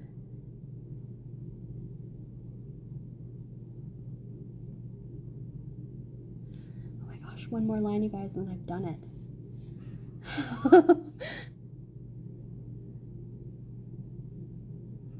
Don't even. Until it goes into the lamp. I'm just teasing. Oh, no. No, it looks great, Natasha. You got this. All right. Okay, you guys. Bingo bongo. Bingo bongs. We're going to stick that in the lamp. We're going to cure that because I think my luck is going to run out. So we're going to cure that in place. And then we're going to go back and we are going to create these thicker lines in the middle of each section. How's everybody doing so far? Everybody's loving it. They're saying it's beautiful. It's coming to life. So pretty, Tash. That was Amy. Thank you. Thank you. Got some hearts on the screen. Excellent. Love this. Excellent, excellent. Sorry about my chair. Just readjusting. All right. Let's come in. So now, because we're doing a thicker line, I'm going to pick up a little bit more product on my brush. And we're going to use a heavier hand, and we're going to use more surface of the brush. So, am I in frame? I'm good. Okay, there we go. We're going to start over here. I like to start in the middle. I kind of been doing that right off the bat. Come through here. And you can always come back over and thicken this up even more if you want to, if you're not happy with it with the first pass.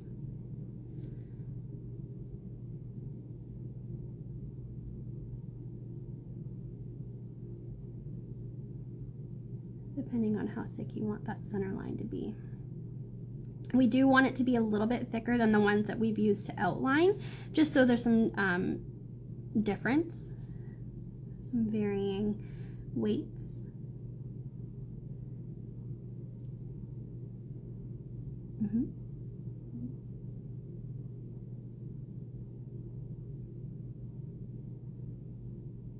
Hi, Kathy. Hi, Kathy. Also trying to make sure we're spaced evenly on either side. Sometimes they get heavier on one side. That's okay. Let's not stress about that. Let's just get our lines in place. It's still going to look beautiful once you're done. Absolutely. And this is the striper brush, Natasha. It is. It's the best. Okay, but I'm going to clean up a little bit here. So I'm going to take my, hold on one sec. Hold on one moment. I got a little thick on the very end there. So I'm just going to take some gel cleanse. I got my painter brush. You could also use our angled brush or our silicone tools to clean up if you have a line that you want to kind of fix up. But I'm just going to drag that there just to clean that up ever so slightly. It was getting a little thick on the very end here. All right. So just to let everyone know, our striper brush in length is 12 millimeters. Perfect. Thank you. Just for comparison in size. And then we do have a striper 2 brush as well.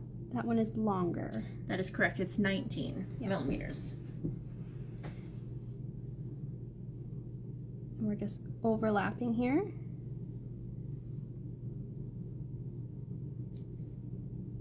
And let's come back. We can thicken this up a little bit. Apply a bit more pressure.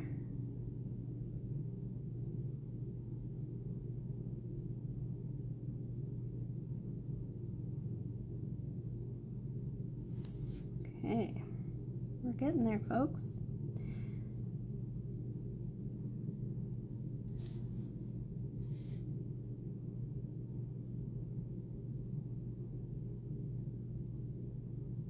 All right. I'm gonna look at it from this angle. Looks like if we come over just a little bit on this side, we're kind of swooping more upwards, so we just need to thicken the right side a little bit more to bring it closer.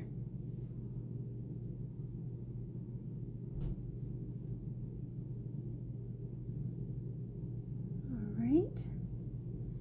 And I think I'm gonna break out my striper brush again, or my painter brush again, and just adjust the line here a little bit. So I've got a lint-free wipe over on this side here with a little bit of gel cleanse on it. Coming in with a drier brush, and we're just gonna swipe that and swipe that. Okay, let's keep going. We're on a roll. So really the only other ones we have to envision the whole nail. So this is only, I would say, 3, like maybe half of the full band. So the white line would be somewhere around here. We don't want to put it in between. Yeah. We don't want to put it in between the edge of the nail and the... I love it. And the border. We want to envision the whole band as a whole. So technically, it would be probably over here somewhere. And that's why we sell silicone tools. For Natasha. Yeah. The lint-free wipe and a little bit of gel cleanse did work though, because everything underneath was fully cured and top coated. So saved my bacon there. Oopsie doodles.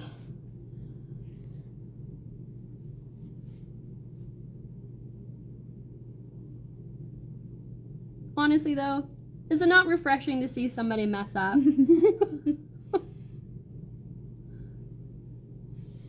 It's just entertainment, that's all. At my cost. Yeah, absolutely. Until it's my turn. Okay, same down here. So we're going to envision the whole band. So probably right about here. I mean, it's not going to be exact, but we want it to be as close to as possible.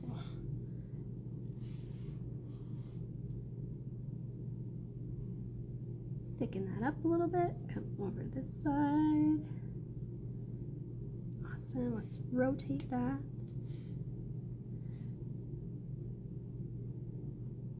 Alrighty.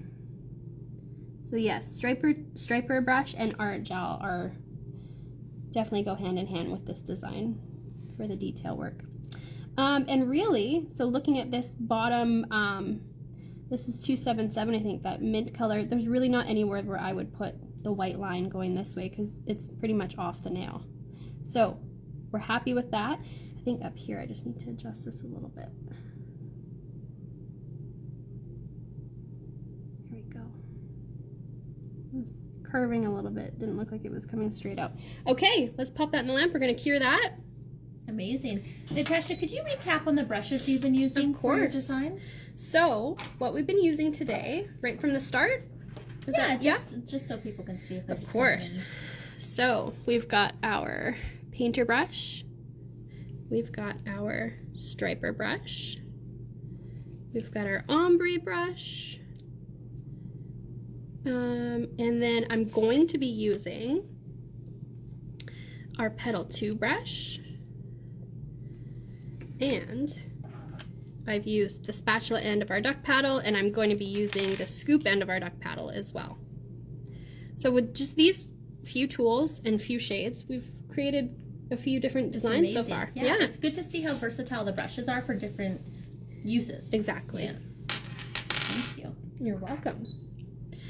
So your option here is you could just wipe the inhibition layer off the art gel if you wanted to leave it a little bit textured, a little bit raised.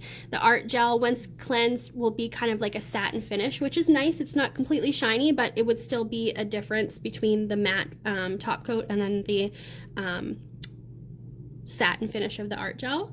Or if you wanted to and you had the time and the patience, you could go back and coat just the white art gel with some tacky top or no wipe if you wanted that shiny. Or if you want to top coat the whole thing matte, then you can do that as well. So what do you think we should do today, Crystal? What do you feel like? I'm feeling, Yeah? let's do matte. Okay, let's do it. Yeah. All right, all right. I've got my beautiful matte top coat here.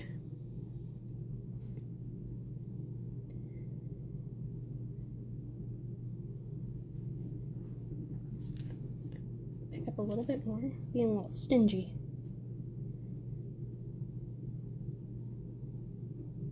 Perfect. Everybody was saying matte anyway, so bingo. Excellent. Bingo bong. Go. Looks good. All right, let's pop that in the lamp. We're gonna cure that. And have a final reveal. Final reveal. Oh my gosh, sorry you guys. It's a habit. I keep putting my hand in and out of there, and it's The sensor. yeah. All right, so far we have done plaid. We have done inlaid glitter and pigments. We have done ombre. Amazing. Just with these colors.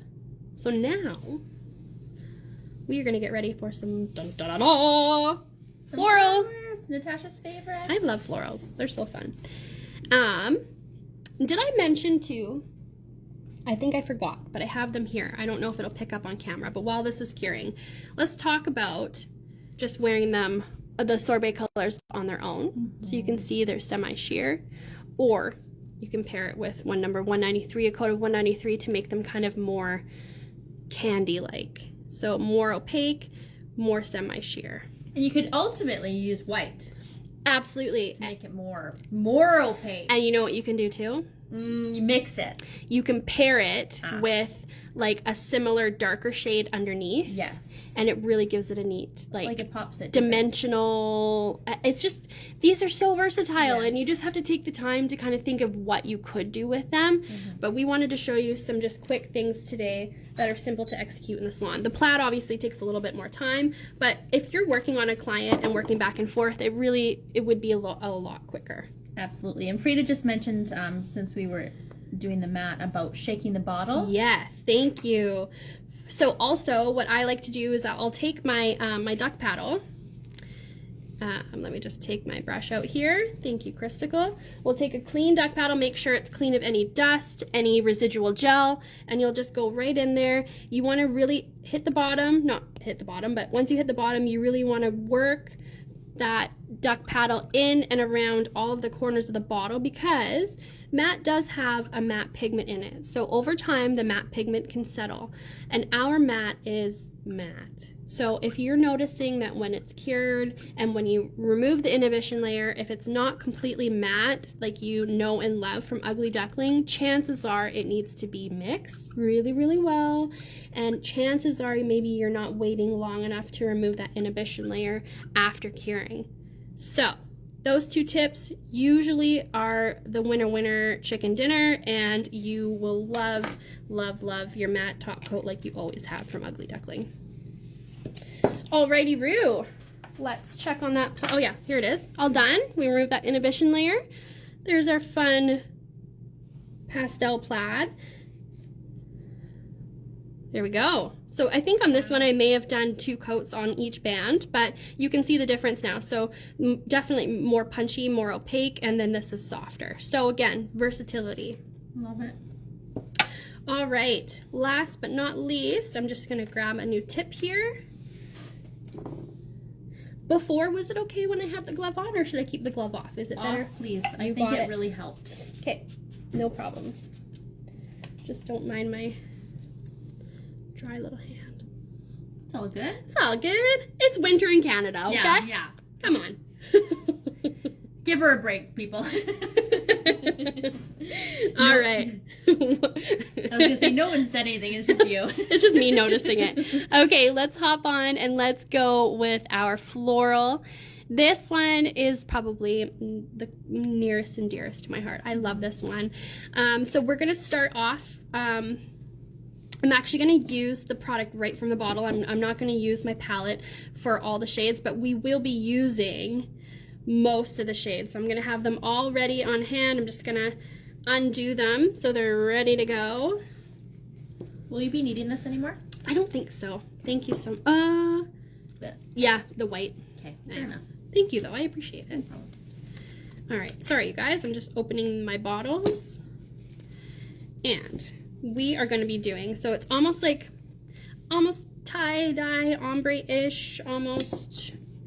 It's just beautiful. It uses all the colors. They really mix well together, and we've got some dimension with, again, layered nail art. So let's go ahead. We're going to create our background, which is done with multiple colors. So I'm going to just randomly pick here. We're going to start with number 280, which is the pink. And we're creating our background here. So I'm just going to randomly splotch it here. We're going to splotch some over here. Then I'm going to come in 277 just because I'm drawn to that one. This seems to be a fan favorite today too. We're going to splotch some there. Whoops. Splotch some over here. Sorry, I'm just going to, there we go. Okay, and let's grab some 275, which is the beautiful peach shade. Let's pop that over here. And let's grab some of that blueberry milk, of course. I think. And I think I'm just missing the purple. So we're just splotching these colors on as our background. Almost looks like watercolor or like splattered paint. And then what I'll do, first of all, is remove my mess. And then I'm gonna take my my painter brush, and I'm just gonna kind of swirl any harsh lines together. You can't really tell because it's such a fine light layer, but we just want to kind of blend everything together. So still keeping the colors, like the pink is here, there's a bit of green up here, there's blue here. I don't want to mix them, but I want to kind of blur out the lines where they border together, if that makes sense. So I'm just doing that with a light tapping motion. Coming through here, it looks like we could use a little bit more blue here. Wonderful. And we're going to tippy tap that all the way around.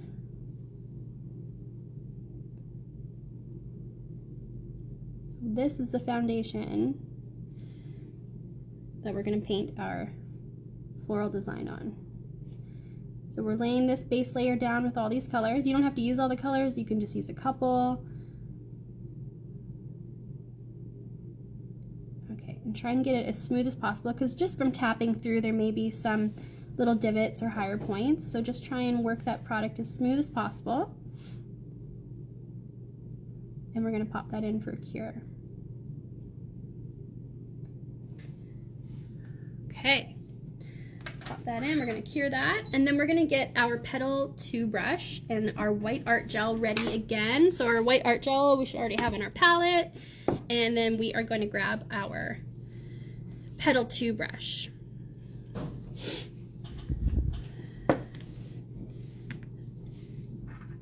Okay, so we've got our layer here of color. Now what we're going to do is we're going to pick up, we're going to start creating the back layer, the base layer of our petals, our flowers. So each flower has 2 different layers. It has the back layer, which we're going to overlap again with more color, and then it has the top layer, which is just white because it's on the very top layer. So by doing this and adding different layers, we're adding a lot of dimension to the nail, but without adding a lot of bulk. And it's neat to see all those colors kind of blended together. So let's go ahead, let's grab our nail that we did our background on. And let's pick up some of our white art gel. I'm just gonna load my brush. I don't want to use too much gel because I do want to see some texture in the petals. It might be hard to see on camera, but there's some brush strokes in there. There's some heavier spots, some lighter spots. So by using less product on the brush, we're going to create that texture in those petals. If you want a smoother petal, then you're just going to use more product so that the product kind of just slides around more. Whereas if you're using less product, the art gel is quite, it's a lot thicker in viscosity than the gel polish. So by using less, it's kind of going to grab onto that inhibition layer of the gel polish and kind of streak and create those, the brush strokes and the veining and everything on the different petals. So I typically like to do, I'll start just again because I'm a righty, I guess, so I'll start in the right top corner. I'll do something over here and something over here, trying to keep the whole nail balanced overall. So we'll do something up here, a main thing up here, a main thing over here, and a main thing down here, and then we'll go in and just fill with smaller details if needed. So with our petal brush, what I'm going to do to create our first, I guess this is going to be kind of more of like a half flower, we've got some product loaded on our brush. We are going to come in, I'm going to place the product or the brush down on there to create kind of the soft oval petal shape. And then when I'm pressing down, I'm going to pull towards where the center of the flower would be, and as I'm pulling, I'm going to rotate my brush. So we're kind of swooping and creating a point. Again, I'll switch it over. We're going to press down to get that overall shape. we're gonna pull to the center of where the center of the flower would be. As we're pulling, we're rotating our brush to bring it to a point. Does that make sense? Okay, we'll repeat that. Again, we're gonna press down to create the, a little bit more product. Press down to create the perimeter of the petal. I'm pushing pressure, applying pressure. As I'm pulling slowly towards the center, I'm rotating it to bring it to a point. Okay.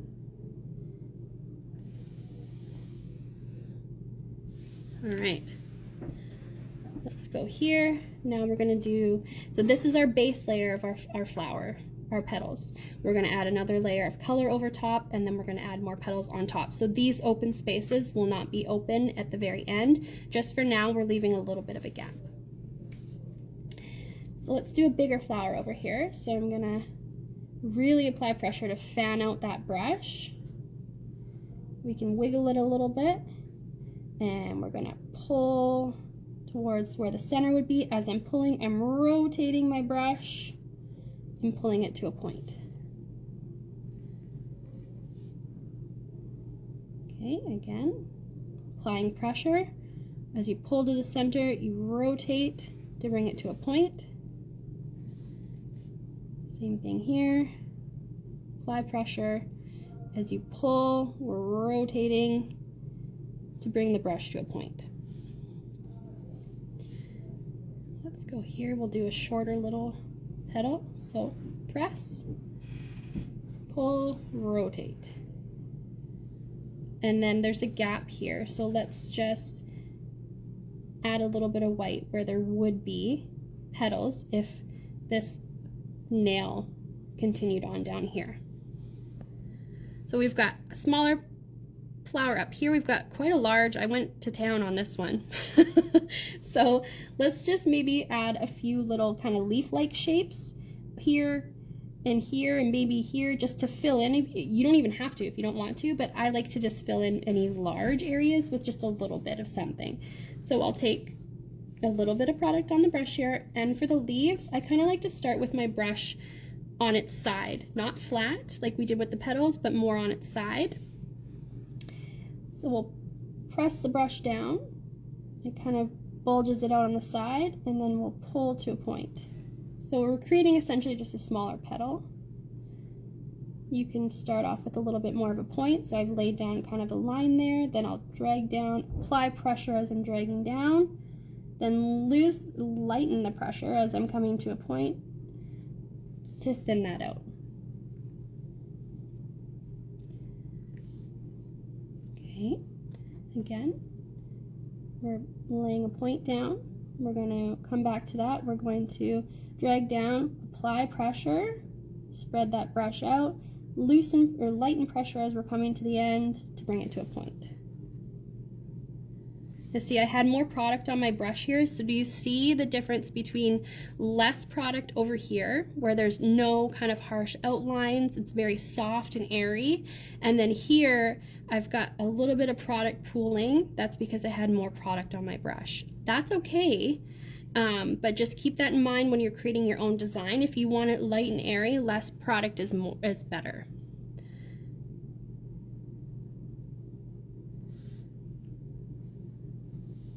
Okay, and let's come up here, a little bit of a point. And you can experiment with different pressure, different angles, how you're rotating your brush, how you're pulling your brush. Here I kind of put more pressure on the left and kind of swooped down and then rotated my brush to a point. So you can also practice this on like a laminated sheet or something if you wanted to practice your different pressures and swoops and all that kind of stuff. So we've got our first layer of petals and leaves done. Let's pop that in the lamp for a cure. Any questions so far? Are we doing okay? It's looking great. Excellent, excellent.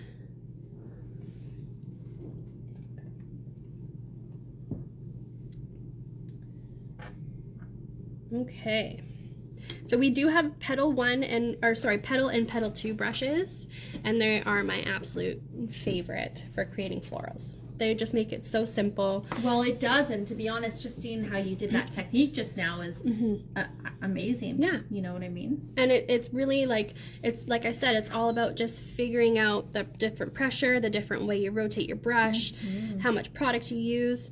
So we've got our first layer of, there we go, our first layer of petals and leaves down. So now we're going to add our second layer of color. So I'm going to just grab my first color here. We're going to lay that over top. Just splotch it on, maybe a little bit down here. Let's add some pink. Maybe right there, and a little there, and then green. I'm just grabbing whatever my hand goes to. There's no rhyme or reason with this. It all looks really beautiful together. These colors are just so complementary, and I'm not worrying about putting green over the leaves and only using pink and orange or whatever over the flowers. It all flows, it all goes together really nicely. Let's do some blue.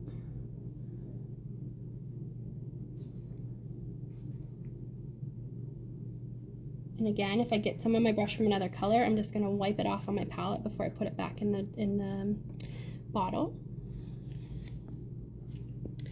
I feel like I'm missing purple maybe.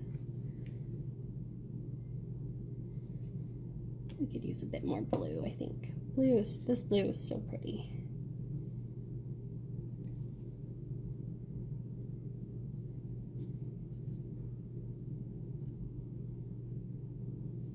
Okay, wiping that brush off before I put it away. Then again, we're going to grab our painter brush, and I'm just going to come in, pat out any harsh lines.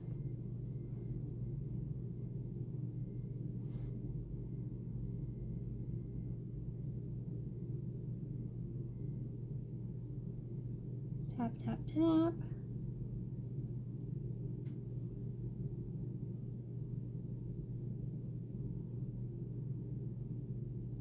Make sure that our sidewalls, the perimeter of the nail doesn't have any product pooling anywhere.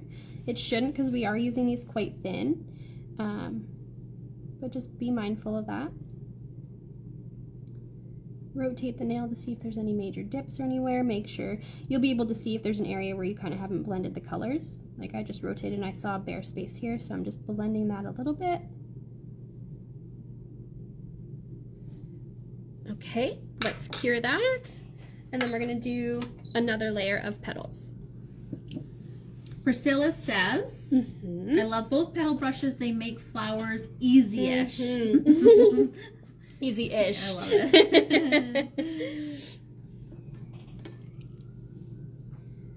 All right, and one thing I forgot to mention too is the nice thing about working over the cured gel polish is that little bit of inhibition layer left over will also help create that texture and those strokes and everything when we're painting the petals with the art gel. The mix of the uncured inhibition layer with the thicker viscosity art gel kind of intertwining together helps us create some more texture. Makes sense? It makes sense. Okay. Let's go for round 2 of petals. So loading my brush a little bit.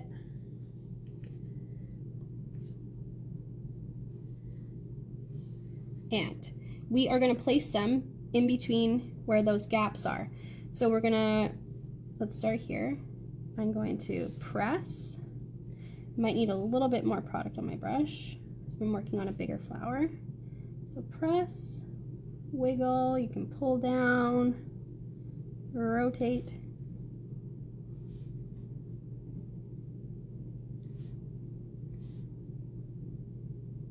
You can spread out the petal if you want a little bit before you pull it down. And rotate. Rotate. Actually, I'm going to redo this one. I'm just going to pull. And you can pull some of the petal down if you want. You don't have to pull the whole thing down there. I wasn't happy. It was kind of bare here, so I just used my brush more vertical and just kind of flicked. Okay. And pull and rotate. And then over here would be more. always keeping mindful of our overall design, making sure that we continue the design even off the nail so that it looks whole, even if not everything fits on the nail. This little guy up here. I really like the big flower. Yeah? Yeah, it looks great. Thank you. Pull and rotate.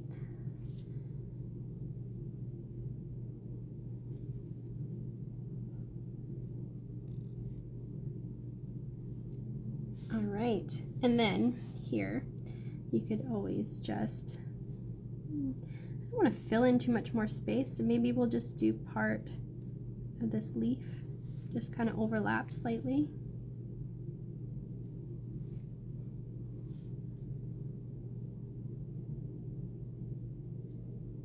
Again, I'm using my brush more on its, so that it's not flat on the nail like this, it's more vertical.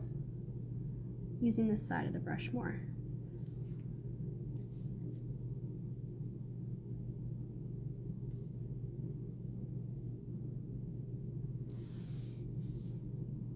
Okay, let's pop that in the lamp. We're going to cure that. And then for this one, I am going to seal with one layer of tacky top to smooth everything out. Just naturally from doing layers and doing the petals, there are going to be a little bit raised areas. So by applying a layer of tacky top, we're going to smooth that out. Then I'm going to cure with no wipe, and then we're going to add some sugared little details just to really bring those flowers together.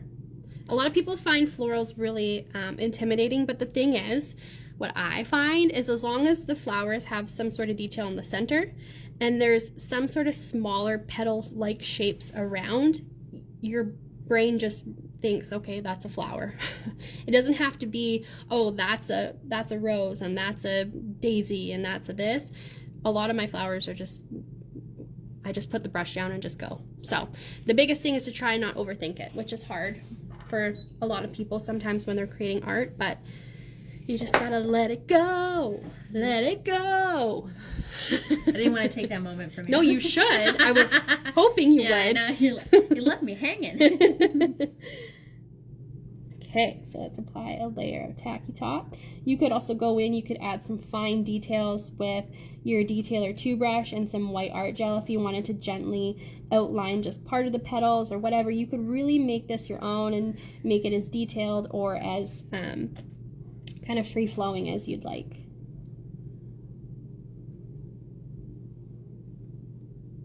Who else is feeling inspired? Because I sure am. Oh, I'm glad. I hope so. Definitely. I've got some thoughts in my mind. Thoughts in the noggin, in the brain. All right, I'm just applying this tacky top. And you can kind of manipulate it into certain areas if there's a little tiny dip. Of course, we don't want to like sculpt with this or anything, but if there's little tiny divots here and there, this works like a dream for that kind of stuff. Okay. Let that self-level for just a moment. Let's pop that in the lamp. So if you wanted to make it more colorful, you could just double up the colors on each layer. So apply your colors, flash cure, then do a second coat of the color in the same areas. Flash cure. Keep them thin though, because keep that in mind. With each layer, it's going to start to add bulk to the nail. As long as you work thin, you should be fine. All right, let's add some no wipe.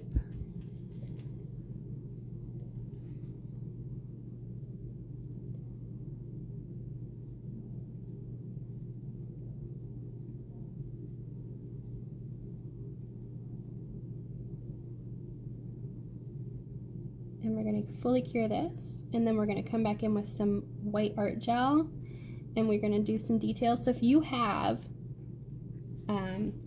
a really fine translucent glitter nearby, I would grab that, because I'm going to use something similar to that to sugar with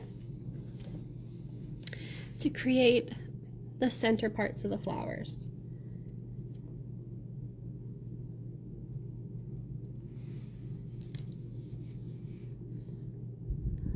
Alrighty.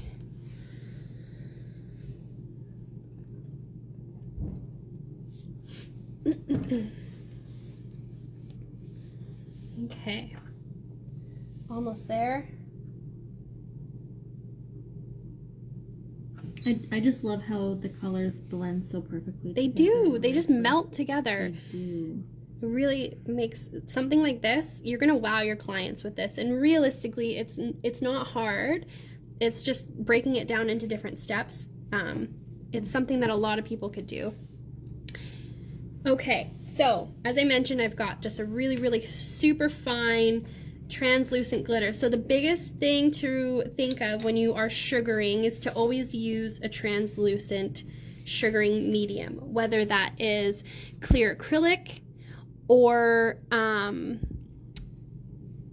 clear glitter. Some people will sugar with metallic glitter, and for some people it works. In my personal experience, it hasn't worked for me, and that is because either a pigmented colored acrylic or a solid metallic glitter does not actually allow the light to fully penetrate to the underlying wet gel, uncured gel.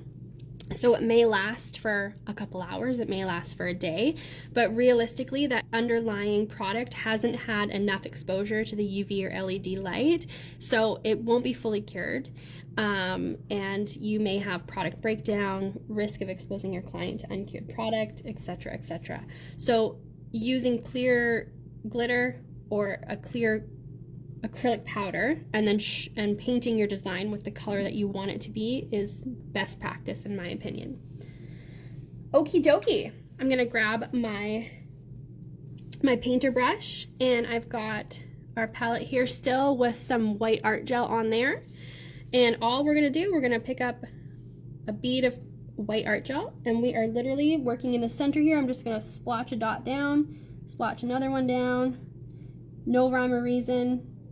We just essentially want to fill this area with some random sized dots. They can be touching, they can be close together. Now, we're not going to cure this until we have sprinkled our glitter on top, or your acrylic on top, whatever you're using. To sugar, the underlying product needs to be uncured. If it's cured and then you try and sugar it, nothing's going to adhere. So essentially what we're doing is we're mixing the uncured gel with our sugaring medium. Let's come up here. So I'm using our duck paddle with my little spoon end, and we are going to dump that on there. We're going to tap off the excess. We're going to do it a couple times. Glitter, usually you only have to do a couple times depending on the thickness of the gel that you've applied. With acrylic powder, you're going to notice it a lot more. You're going to see that the gel is absorbing that clear acrylic powder, and you want to keep sugaring over your areas until you don't see any shiny gel popping through anymore. If it still is soaking up the acrylic powder and you're seeing shiny gel or a wet looking area, you want to keep sugaring over that area until it's no longer shiny. I think I saw Natasha ask why I used tacky top and then no white. For me, Natasha, my design was a little bit bumpy in some areas, so it's just personal preference. I wanted to smooth out the surface before applying my top coat, my final top coat of no white. Okay, so we're gonna go ahead, we're gonna pop that in. We're gonna do full cure on that, and then we're gonna dust off the excess with our fan brush. Amazing. Yeah. Let me just put the lid on here. Okay, to recap, well, that is curing. We have covered ombre, we have covered inlaid glitter and pigment, we've covered plaid, and now we are finishing up with some floral. So 4 different techniques with 6 different gel polishes, and each time you do these, they're going to look different. You're going to get a different design, which is really awesome. So if you are wondering what you can do with these semi-sheer shades, these are just some examples. And if you missed earlier in the live, I actually showed you that you can mix our jelly gels which are our completely clear, like our stained glass gels, our jelly gels. They're completely clear, but they are super pigmented in the sense that they are very vibrant. So these mix beautifully with number 193 to create your own semi-sheer milky shades as well. So with those colors and our new lineup of sorbet shades, you're gonna have a really wide range of different colors to use to create techniques like this today. Stunning. So let's take our fan brush. We're just gonna dust off that excess glitter. And there we go. Our floral nail is all done. Wow. So beautiful, Natasha. Well, I hope you guys enjoyed the demos today. And before we go, if you have any questions, don't hesitate to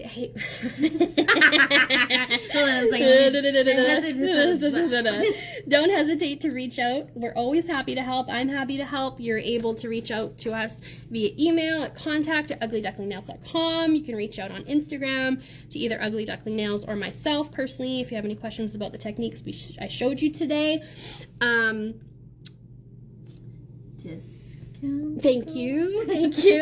We have a discount code that is valid for 3 days from today. It's valid now. So if you're any of the products you saw today, if you would like to snatch those up for yourself, we have a 15% off discount code valid at uglyducklingnails.com.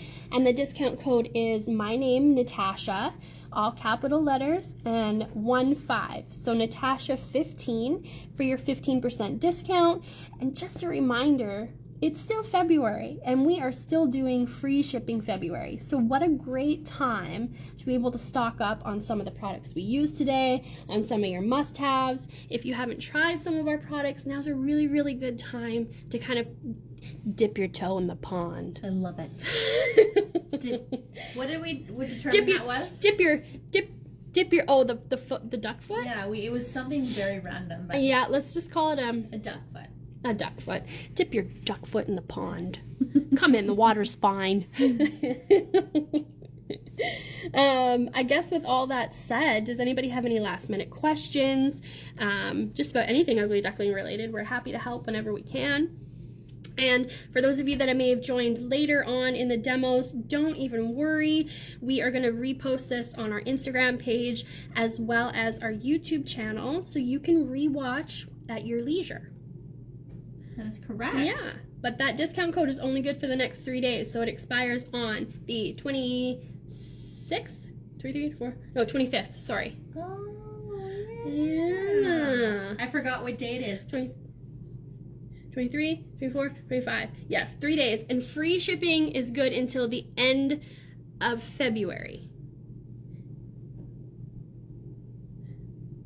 Hold on. I have a mental list of things I'm trying to remember.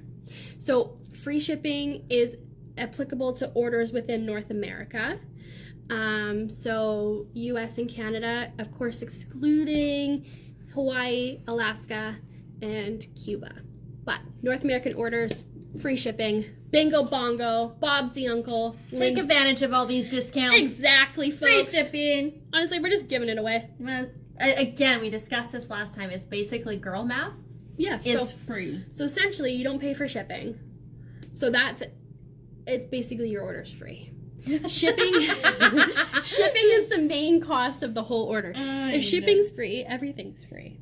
That's awesome. All right. Well, I guess if there's no last minute comments or questions. Everyone just saying beautiful. Thank you so much, Natasha. Thank you so much. Well, they say. Thank you guys for joining me today. I really, really appreciate it. I hope you guys learned lots. And at least one thing. If you learned one thing today, then I'm a happy ducky. I don't think anybody learned anything. Okay, perfect. All right, you guys. Well, from me, Natasha, and Christical, thank you so much for joining us today, and we will see you online. Until next time. All right, take care. Bye, guys. Bye.